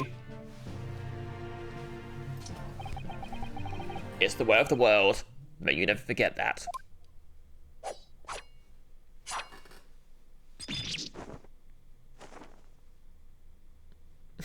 And now he has his descendants' hair. Because I'm sure you're allowed to just pull out a sword and attack your opponent in a court of law, right? No consequences for that. 1,000 millennia may pass, and still the Ouchi clan will never measure up to the Naruto clan. This trial in the Supreme Court of Japan will, I believe, go down in history as the start of a new chapter in our country's judicial system. Despite being summoned as the accused, you, Ryunosuke Naruto, presented an excellent case. Thank you, Your Excellency. The use of evidence and deduction to unravel the truth is a modern methodology. After all, it has only been a few short decades since our country opened its doors to the wider world. But the Western ideas of science are rapidly gaining acceptance here. I feel sure that science will soon bring new methods of investigation and new procedures of justice. A new future of law awaits. What it will look like, I cannot begin to imagine. That's for the young to pursue. Kazuma Ozagi? Yes?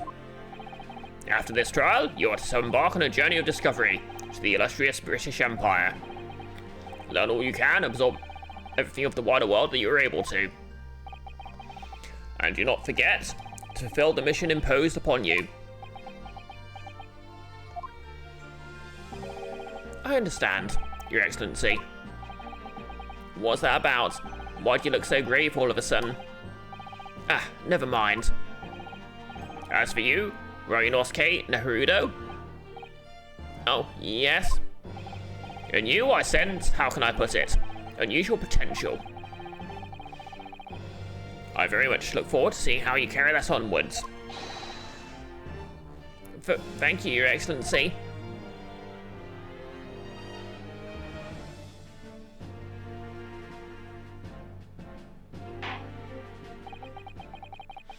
Notice, I'm supposed to kill the king with this sword. Not going to be easy. Is that a reference to something? It is time to deliver the final verdict. I hereby find the defendant, Ryunosuke Naruto, not guilty. Okay, 6 hours for the first chapter. That's a lot better than anything the original trilogy managed, at least. I guess they were supposed to be tutorials, but it's nice they made them this one more sort of meaty. This court is now adjourned. What's adjourned? I don't know, but it's what this court is. 22nd November, 2:46 p.m. Supreme Court of Justice, Defendants, and Chamber 5. I can't believe it. I can't believe what's happened. I made it. I defended myself and made it through that horrendous trial. Ryunosuke, you finally pulled it off. Congratulations. Well, I couldn't have done it without you. Thank you, Kazuma. No, it was a pleasure to watch you at work. So, you owe me an extra large sukiyaki from the place on University Street. Don't forget. Exactly, Notice. Meaty. Good afternoon. All your hard work has certainly paid off. Oh. Afternoon. All of your hard work has certainly paid off. Congratulations to the both of you for proving Naruto-san's innocence. Ah, our trusty judicial assistant. You worked hard for that result too, you know. Oh no, I didn't do any, but... Thank you so much. If we hadn't had that research report misread, I don't know how things would have turned out. Your kind words should really be for my father. I was simply doing as he asked. It was his idea for me to go to the university and investigate. Your father? Oh yes, of course.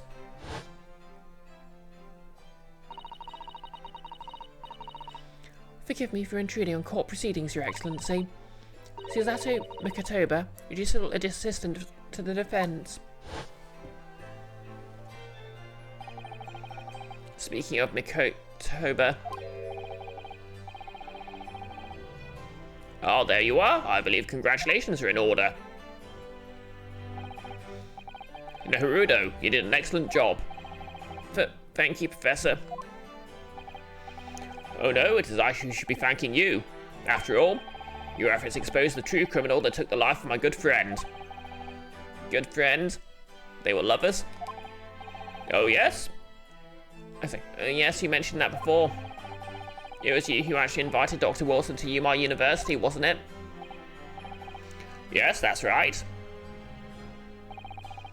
Professor Mikotoba studied overseas himself. He went to study forensic medicine in Great Britain. Presumably that's where you met Dr. Wilson. Exactly. In those days, we worked together in the same hospital. Oh, you worked together? I've never heard you mention that before. Well, it was a long time ago now. Besides...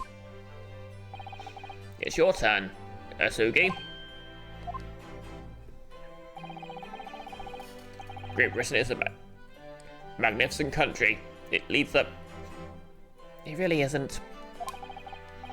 In science, medicine, engineering, culture, and of course, in law.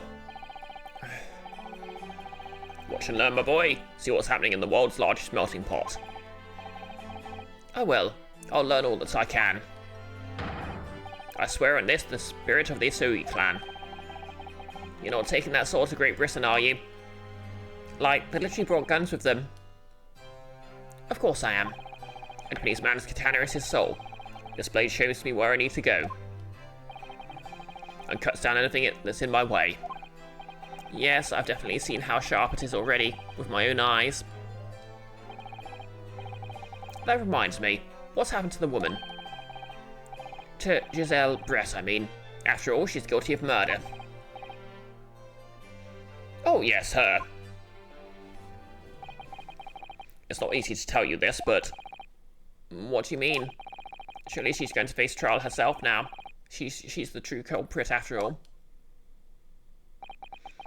She'll be leaving Japan in the very near future, for Shanghai. What? Shanghai?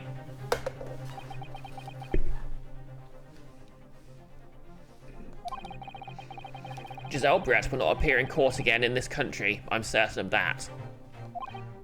What? But why not? Okay, unknown voice. It's a matter of consular jurisdiction.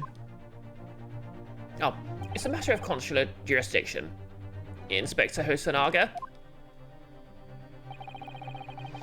It was a hard-fought battle in the courtroom today. Very impressive to watch. I must congratulate... What's all this about consular jurisdiction? Yeah, she's got diplomatic immunity. We cannot try this particular foreigner for her crimes here in Japan. What? We can't try her? But then who?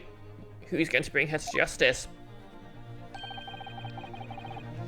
A British consular court will hear her case, somewhere far away where our voices can't be heard. But why a consular court? Professor, I simply don't understand. I thought consular courts were a thing of the past now we've signed the friendship treaty. Yes, in normal circumstances, you're right. Then, so long as it's not a serious instance of a highly political nature to our respective governments, they can't invoke a consular court just like that. Oh, can't they? Yes, she's a student, but it doesn't justify our governments making secret agreements about her fate, does it? Something strange is going on. So Miss Brett can't be held accountable for her actions here in Japan. I'm afraid for that for the young student. Today's trial was nothing more than a game all along. There was never any danger of comeuppance for her. I don't believe it.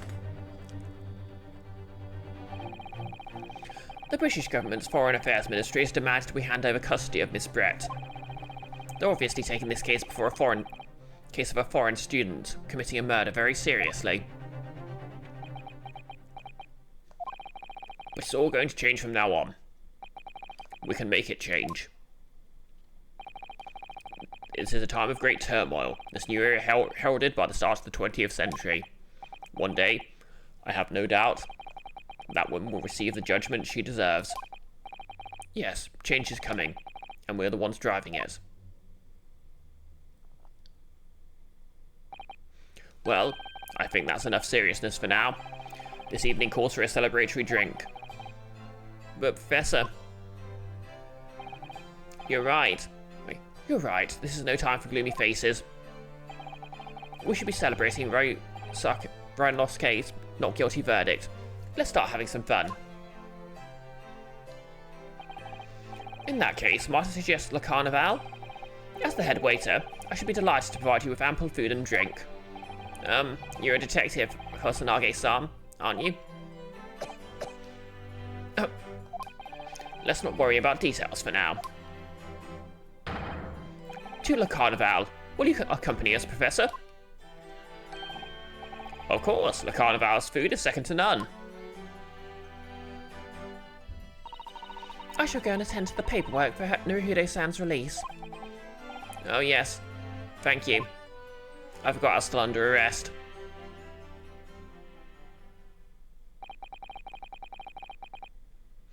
Notice you half suspected the blood on the plate was his. That would have been a neat twist. But then again, maybe he's going to come up again later. So, Giselle Brett won't be tried here. I suppose that means I'll never know. I'll never find out why she killed Dr. Wilson. I suppose it was nice of her to apologise for framing him. Kazuma. Wait, Kazuma? Yes, Ranosuke? I just want to say thanks again, that's all. You really saved my skin today. I didn't do a thing. You were the lawyer in there, weren't you? That defence was all your own work. Your skills made the difference, though. One day I'll bet you'll be the best lawyer in the world. I'm not so sure about that. Let's be honest, something kept occurring to me over and over again during that trial. I couldn't help but thinking maybe you're the one destined to become a great lawyer, not me.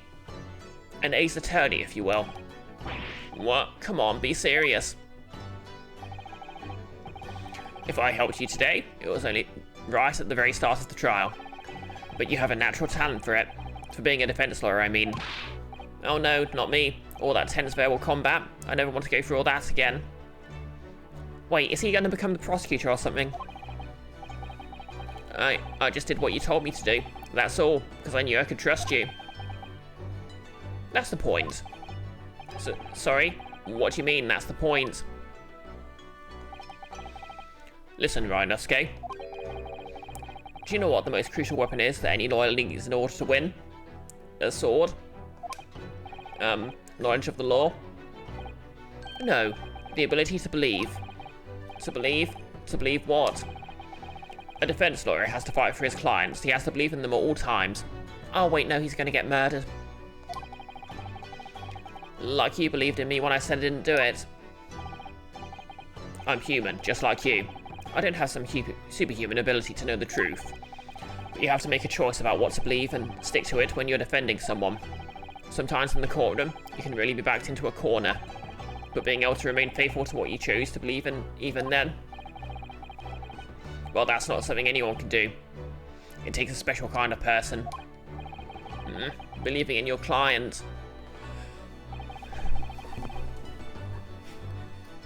Just look at today's trial.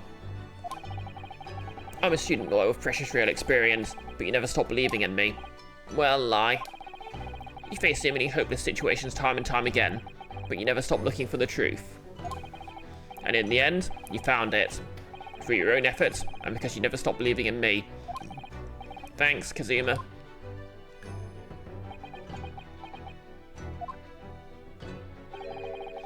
There's something I want to ask you, actually. Ryonosuke. Well, it's a favor, really. Something very important to me. It sounds serious. What is...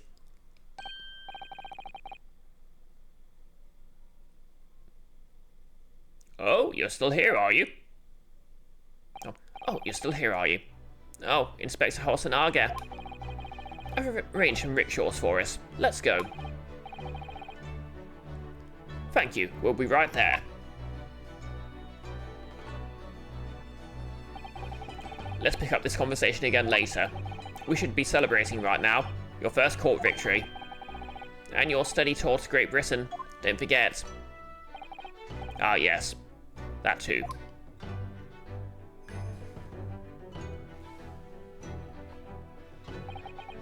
No, Liz. I don't have any special power to know the truth. We won't have that for several generations when a spirit medium randomly realises the necklace is a magic item. Exactly. So, my first trial came to an end. Kazuma, Professor Mikotoba, Susan Sato-san, who acted as my assistant, Inspector Ughr, who didn't really play much of a part, but still. I love how he just senses he needs to be offended. It was because of the help and support of all these people that I managed to get through that trial. But more importantly, Kazuma hadn't yet managed to ask his favour of me. Little did I realise just how much it would change my life.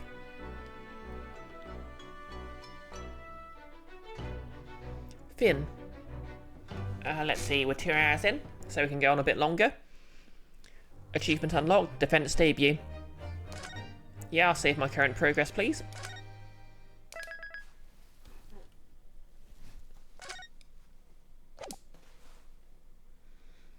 Okay, episode 2. The Adventure of the Unbreakable Speckled Band.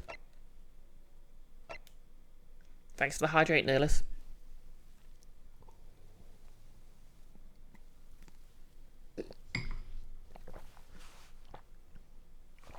And posture. Oh yeah, sorry, my hand socks are coming off, by the way.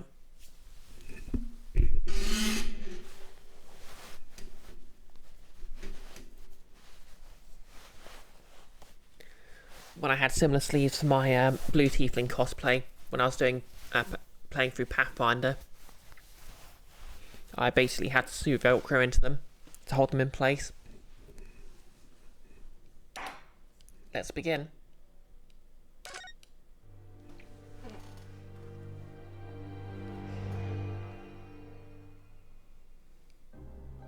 A ship? In a corner of that small, dark room, Sholmes and I waited with bated breath. In time, there came from the ventilator a hiss and a soft, almost growl-like sound. Suddenly, Sholmes sprang into action, lashing furiously with his cane at a point in the darkness. "You see it, Wilson?" he yelled, his tense voice reverberating through the air. I raised my dark lantern's shutter, and the room slowly came into view.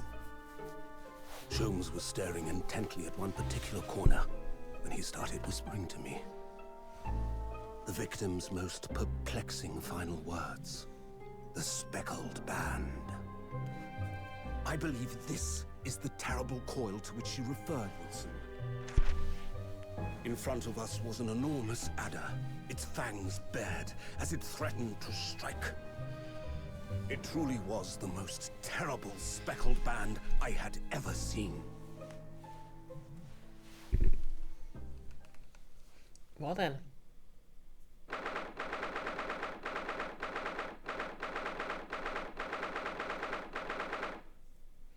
Okay, we're on a steamship. Oh, I forgot to read that out. Sorry. So then, let us unravel this mystery and discover what events led to this curious murder. Pray, do excuse me. The cabin door was bolted from the inside when the man was killed. No marks to suggest the bolt was tampered with in any way. So, this would appear to be a locked room mystery. In his final moments, the victim scrawled a message on the floor. Almost certainly with the ink from this upset bottle. A Russian word. So the victim was a Russian man then. And the letters are well formed, suggesting he was compos mentis at the time. This is a most extraordinary script. And evidently not penned by the same hand as this message. In fact, I deduce it was written by someone of a different nationality. He's got a magic gun. Where'd he purchase that? This paper seal was placed just prior to the incident, by the victim himself, I would venture. Well, what have we here? Who are you, and what do you think you're doing here? No one must touch before maritime police come. We must wait. That I was not word expecting the Russian accent. You see, in less than 5 seconds from now, I will reveal the killer to you. What? Don't be absurd. This is murder. An in-cabin locked from inside. Ah yes, the locked room. But that mystery is paper thin. Can't believe Spectre's You don't time mean traveling. The culprit is in there? Who are you, and where have you come from? I'm a great British consultant detective, the only one in the world. Sherlock Sholmes. I presume you must have heard of me.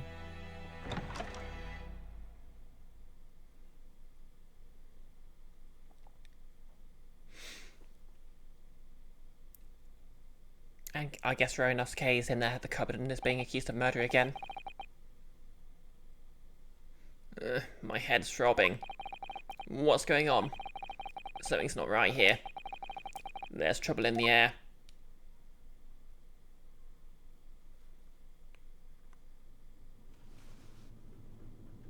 I mean, I was joking. Wait, I can't move. No, what the? Why am I in handcuffs? So, you wake up now, Oh wait. I can't do a Russian accent, sorry. We had to drag you out of the wardrobe. I do not believe how you could not wake up. You're a true cold-blooded man. You... You found me then. There, we found you, and now you pay. Criminal.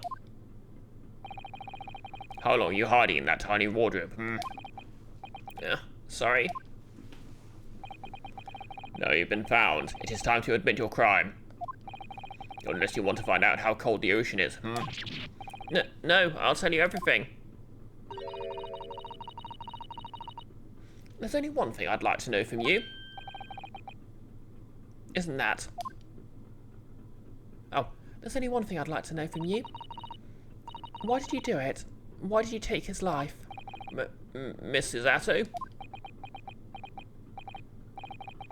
Wait, what did you just say? Take his life?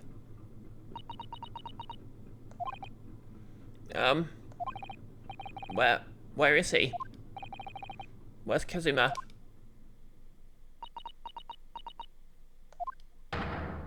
Ha! You pretend you do not know.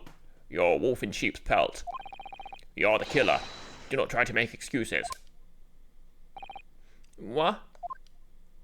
Yep, called it. He's dead. Kazuma-san's body was discovered not long ago. Here, in this very cabin that was bolted shut from the inside. His body? No, I'm not. He won't be around for several generations. Huh? Who? Please. Do not try to tell us you're doing this terrible thing in your sleep. Kazuma's dead. Oh, the killer. But he can't be. And these handcuffs. Sure you don't think I have to know. Why did you take Kazuma-sama's life? Answer me, please. No. Okay. Getting framed for murder twice is just embarrassing. Seriously. Kazuma. It was just 2 short weeks ago. Are you sure about this? Won't we get in trouble? Don't you find it fun being a stowaway? Besides, how else could you come to England with me to study? It was really something else when they brought your luggage in here earlier, though. The way that Russian crewman just tossed your travelling case onto the floor. I thought I was going to die. Yes, I still can't quite believe that. I really didn't think you'd be able to fit inside my trunk. You must be even less of a man than you look. Wow. Hey, honestly, I thought I'd broken every bone in my body. Well, it's about 50 days until we dock in Great Britain. But if you confine yourself to my cabin here, I don't expect anyone will discover you. Yeah, what the hell, Kazuma? Exactly, no less. Yeah, I hope not. I get the feeling those Russians wouldn't be very, very forgiving of a stowaway. They're a sturdy bunch, that's for sure. What I want to know is, why do we need to keep it a secret from the young lady? From our faithful judicial assistant, Miko Katabo, you mean? From your close friend, more to the point. Surely we could confide in her, couldn't we? I don't believe she'd give me away. No, but if she knew what we'd done, that would make her guilty by association. It's best that only you and I know about this. I suppose so.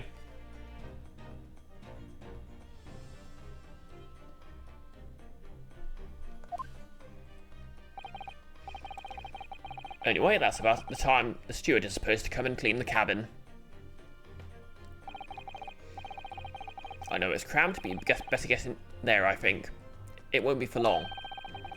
And anyway, compared to hiding inside my travelling case, it'll be a breeze. Yes, but what if the steward decides to open the wardrobe for some reason? Then I'll be in for it. Stop worrying.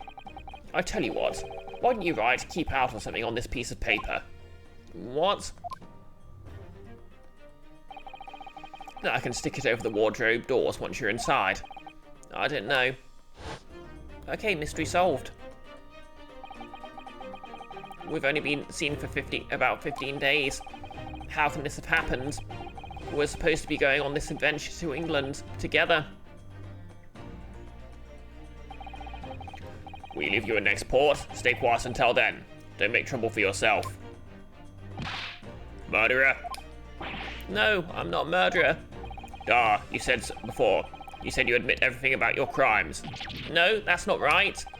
I mean, yes, I did stay away on this ship, but murdering my best friend? No one else could have done it. Admit the truth. Suzaso-san. Please, tell me what happened. I need to know. Very well. But there is something I would like ask of you too. Those eyes. She looks like she's ready to destroy me. This nightmare is getting worse by the minute. I suppose all I can do is try to find out what really happened. Kazuma's death. He really has been killed, hasn't he? This isn't just a bad dream. And these handcuffs. They think I did it. They think I'm Kazuma's killer. When they found him, the cabin was locked from the inside. What do you mean? There's no access to the cabin via a porthole window, and the bolt on the door can't be operated from outside. In other words, after the crime, the culprit couldn't have escaped these four walls. What? Or to put it another way, the culprit can only have been someone inside this cabin. Or do you have some other explanation? This is impossible. How did he die then? What happened? Are you still going to deny the charge, even despite the circumstances? Please, Suzaso-tan, you have to tell me.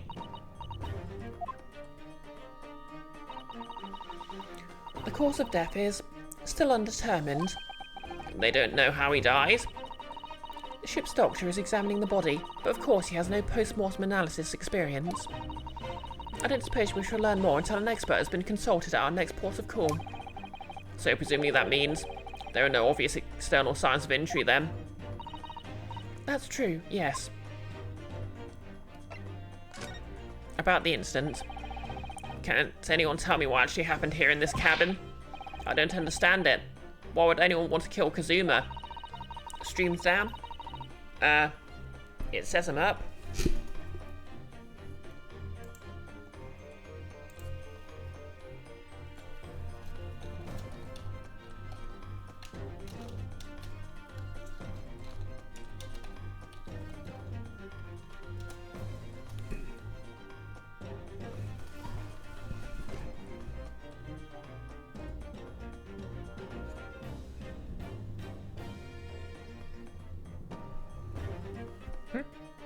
Am I down? I'm not getting any drop frames. It says I'm live.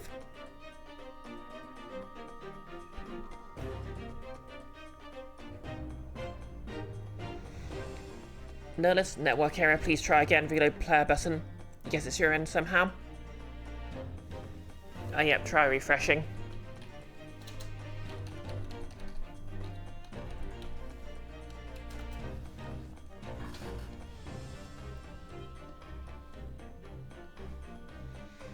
Presumably that's something you know the answer to better than anyone.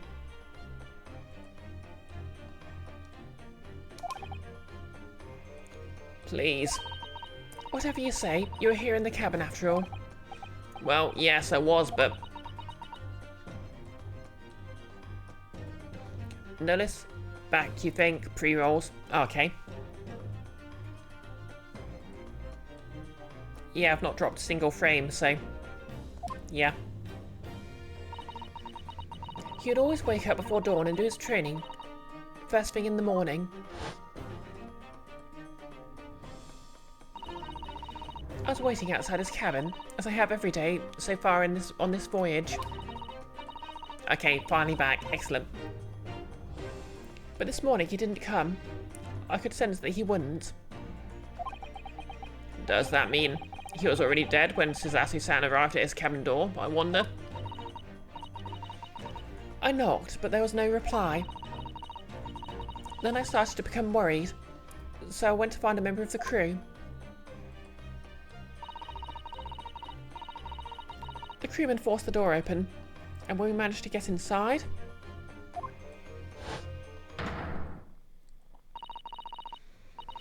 there was Kazuma-san, collapsed on the floor. Okay, I like how Herlock Sholmes immediately declared the clearly Japanese guy Russian.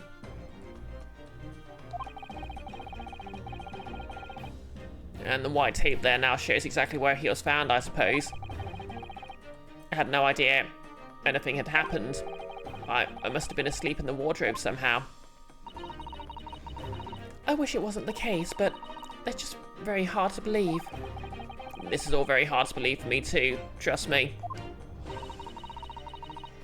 I've now told you everything I know, so it's my turn to ask you a question. Yes, alright. Is she just going to ask him again why he did it? My head feels so heavy. It's still throbbing like anything. Okay, stowaway.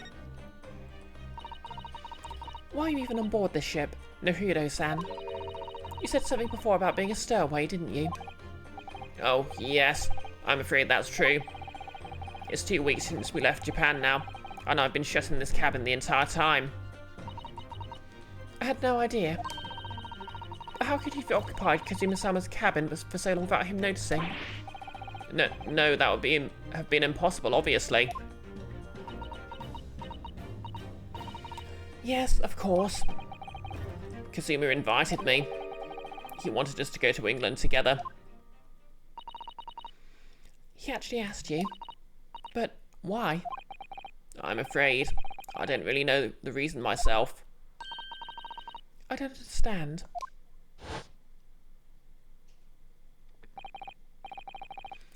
Kazuma, why do you want this? What's the real reason?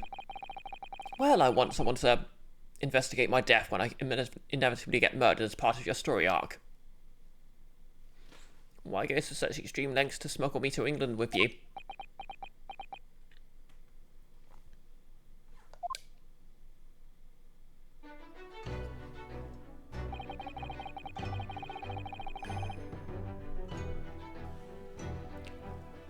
That is an idea that's been on my mind ever since the end of that incredible trial. I think I told you then, didn't I? That you ought to become a lawyer yourself? Well, yes, you did say that, but I didn't think you were serious. You have a talent for it, I can assure you of that. But I've never really thought about becoming a lawyer. Well, that's something you can decide for yourself. London is at the spearhead of cultural development.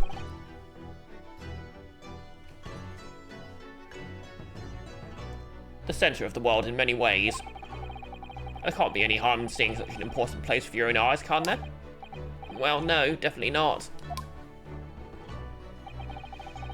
But on a personal level, if you were to become a lawyer, then what? Nothing. I'd be free to be a farmer. Forget it.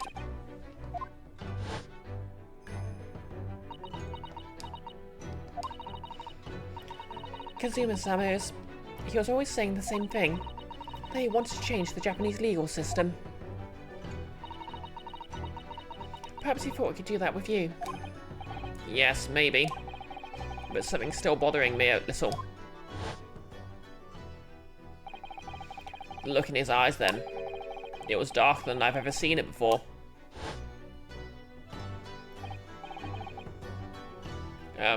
Suzuto-san? I'm sorry we kept it a secret from you. By stowing away on this ship, I mean. If I know Kazuma-sama, I expect he was trying to protect me, to avoid me becoming guilty by association. That's exactly right, yes. Word perfect, in fact. Okay, and last night. If you're not the culprit, then tell me. What happened last night here in this cabin? Well, the thing is, I don't really remember. That does not help your case, mate. Kazuma brought me something to eat just like he always did. And then I got myself into that wardrobe over there just like I always did. After that, I Fell asleep. Well, yes. So deeply that you didn't even stir when Kazuma-sama was killed. Well, yes. I know it sounds unbelievable, really I do, but it's the truth. If only I'd woken up, then perhaps I wouldn't be in this predicament. And for some reason, my head's still throbbing like anything. Really? Okay, I'm gonna guess. Someone was planning to kill him from the start.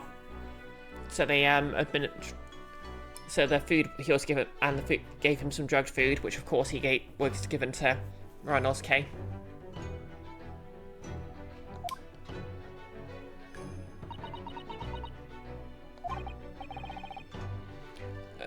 Is something wrong? Oh, no, it's... Please forget it. Suzasu-san, you have to believe me, I didn't do it. I really don't want to doubt you. But the trouble is, there's no one else who could possibly have done this.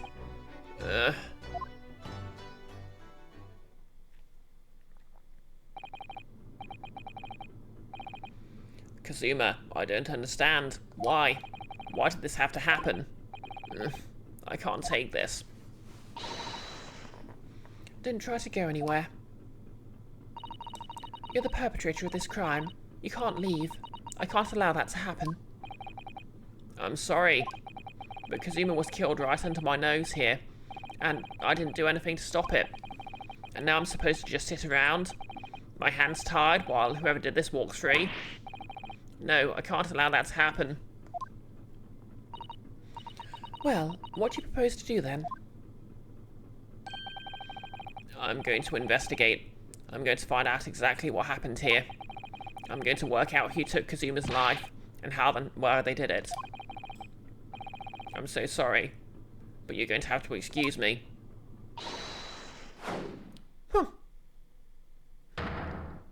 Damn. What the? That was a Susuto takedown. Suso what? What martial art form is that? Now let's let you see they already had a case where the perp used the victim's finger to leave a message, so that shouldn't be the case. Although it would be surprising that Kazuma knew Russian. I imagine it will turn out it was like upside down or something.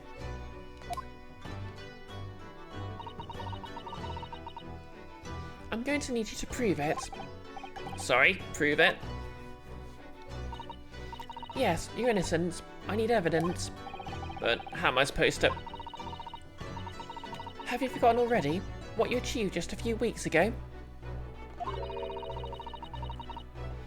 You successfully defended yourself in a court of law. Oh, I see.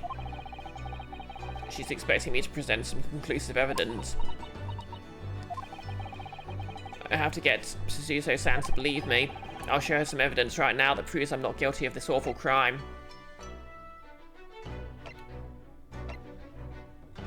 Oh yeah, the paper seal. Tell me, when I was discovered in the wardrobe before, was this piece of paper stuck over the doors? Oh, yes it was. I remember clearly. I thought so. Kazuma always put it in place whenever I went to sleep in there, just in case the cabin steward and another crew member decided to look inside.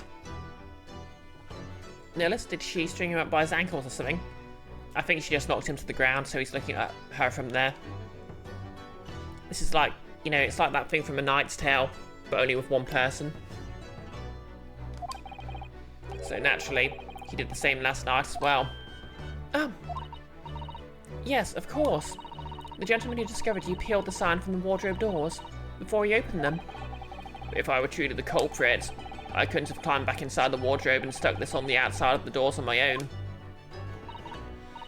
Yes, that's true. That's quite true. In other words, it's impossible that I killed Kazuma.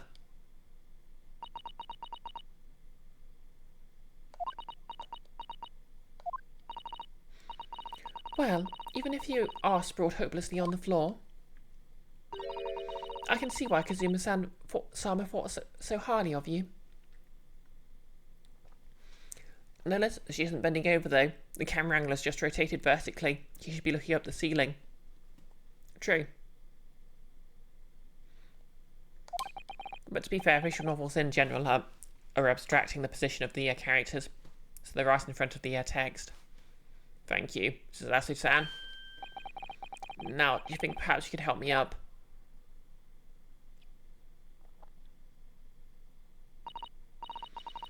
Well, in light of that evidence, I don't see any reason why I should stop you from investigating in here, at least. Thank you. So you finally believe me? I'm sorry, no. What? I'm not sure yet. I can't rule out the possibility that you used some sort of conjuring trick to put the sign back in position. Oh yeah, she can't rule out the fact he's got magical powers. Okay, so obviously in context, she's clearly talking about, like, in the sense of a magic trick, but...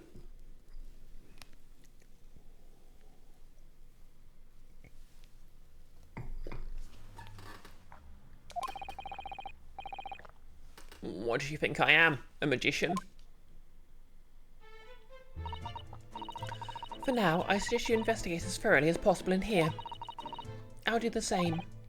Alright, let's get to work, Suzasu-san.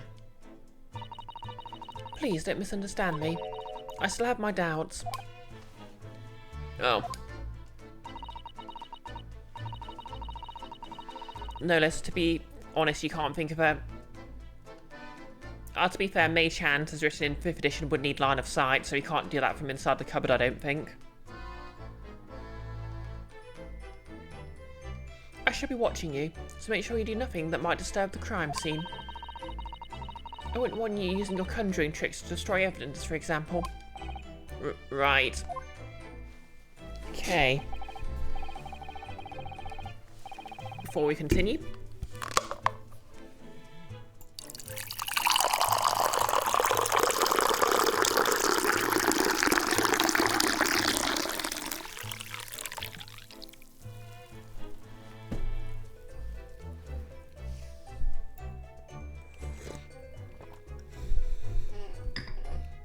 Okay.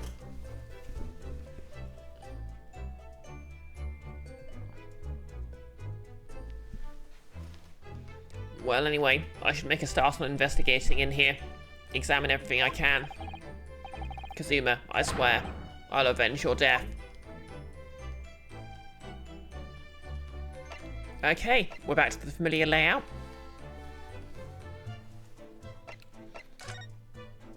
Okay, nothing else to talk to her about. Oh, hey. Has this guy been watching this the entire time? Perhaps I should see what this Russian crewman makes of the scene of the crime. Excuse me? What? I was wondering how it's going. The investigation, I mean. Grandmother told me Japanese people do not make jokes, but it is not true, I see. Sorry? The criminal asking investigator for information about his crime. Very funny. It wasn't supposed to be a joke. He doesn't appear to be laughing either. He's convinced you're guilty. Nullis, you don't think you need a consistent line of sight? You could probably use it to close the door on yourself and then maneuver it without being able to see it. Sticking a paper to the door would be simple enough, provided you had the right way round. True. I suppose if you had the right glue, you could sort of close the door so it would stick. I suppose if you could put half on one of the doors, and then pull it shut, and then let the adhesion of the paper stick it. Although it would be hard to smooth it. He might have useful information though. I have to keep trying. So, last night, did you notice anything out of the ordinary at all? Yes, of course not. Now back to the corner of room and make silence. I say no more to you. Did I hit a nerve? Just for a minute there, he seemed a little flustered.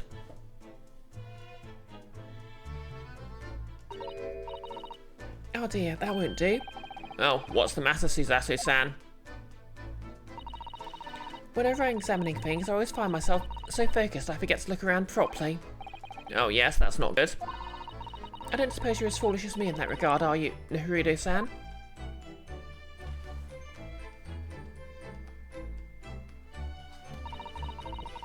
I'm sure you're careful to look around, using left and right, aren't you? Now let's investigate all corners of this cabin. Yes, let's do that.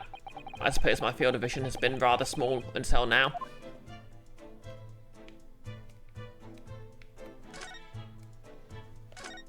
Beep. Sword. That's Kazama-sama's precious sword. You never went anywhere without it. Yes, he was always saying that the Japanese man's katana is his soul. I believe he had to work very hard to convince the government to allow him to bring it on this trip. Nope, they said they don't know what he died of yet, no less. I suppose that just shows how important it was to him. And now he's gone, but I'm not ready to let his spirit go just yet.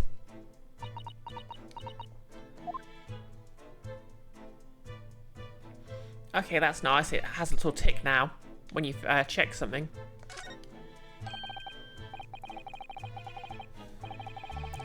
Seigai, Japanese word for justice.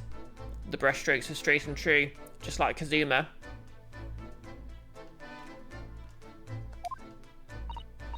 Yes, his calligraphy was always a reflection of his heart.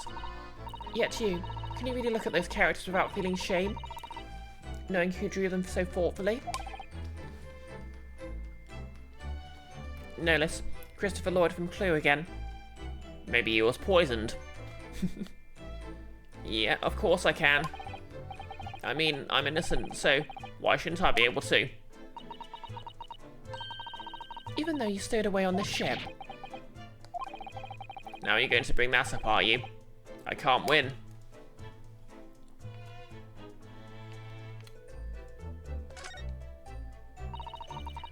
There's nothing on this table at all. The plates and cutlery are all over the floor for some reason. Yes, it's strange. Last night when I went to sleep, I'm sure everything was still. No, wait a minute. What is it? That's funny. I can't seem to remember anything about what happened after dinner at all. Yep, I'm gonna go. He was drugged. Well, the food was drugged and he ate it. So then perhaps you are responsible for what happened to Kazuma-sama. No. It's only 2 hours 30 here. But I think I'm going to finish it here just because my voice is going a bit. And obviously I've got a stream tomorrow.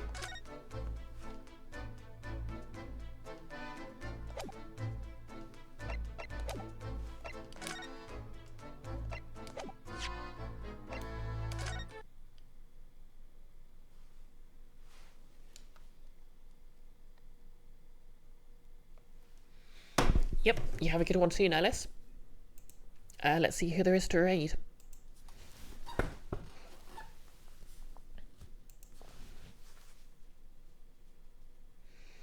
Okay, so the Bunyip Man's streaming some Duck Upon Kingdom.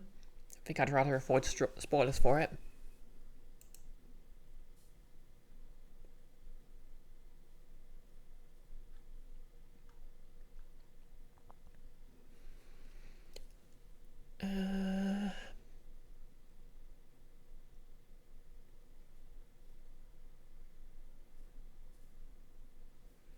Okay, no one I really recognise is live, so I'm just going to raid Dash Ducks. Well, at the very least it has mechanical spoilers, no less. We're sort of blundering it through it together, so I don't want to, you know, cheat a bit. Right, is Dash Ducks live? Yep, Dash Ducks is live, so we'll raid them out.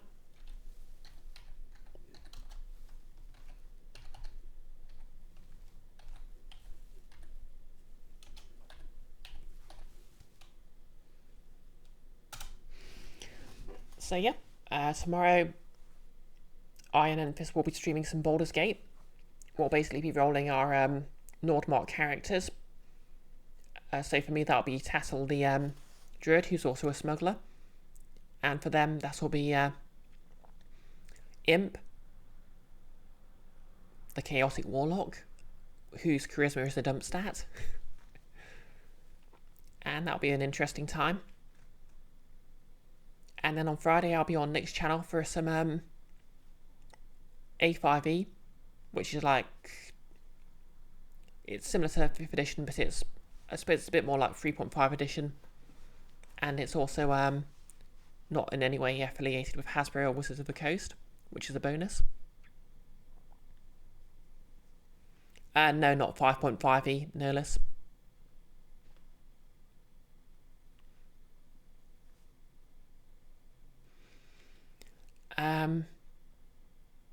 And yeah, that's Guild of Archon's Adventures. He's promised a beach episode, knowing full well what the last beach episode of Guild of Archons was like. So yeah. Anyway, the raid's about to go through, so have a lovely rest of the week. Hopefully I'll see you tomorrow, and we're raiding in 3, 2, 1. Let's go.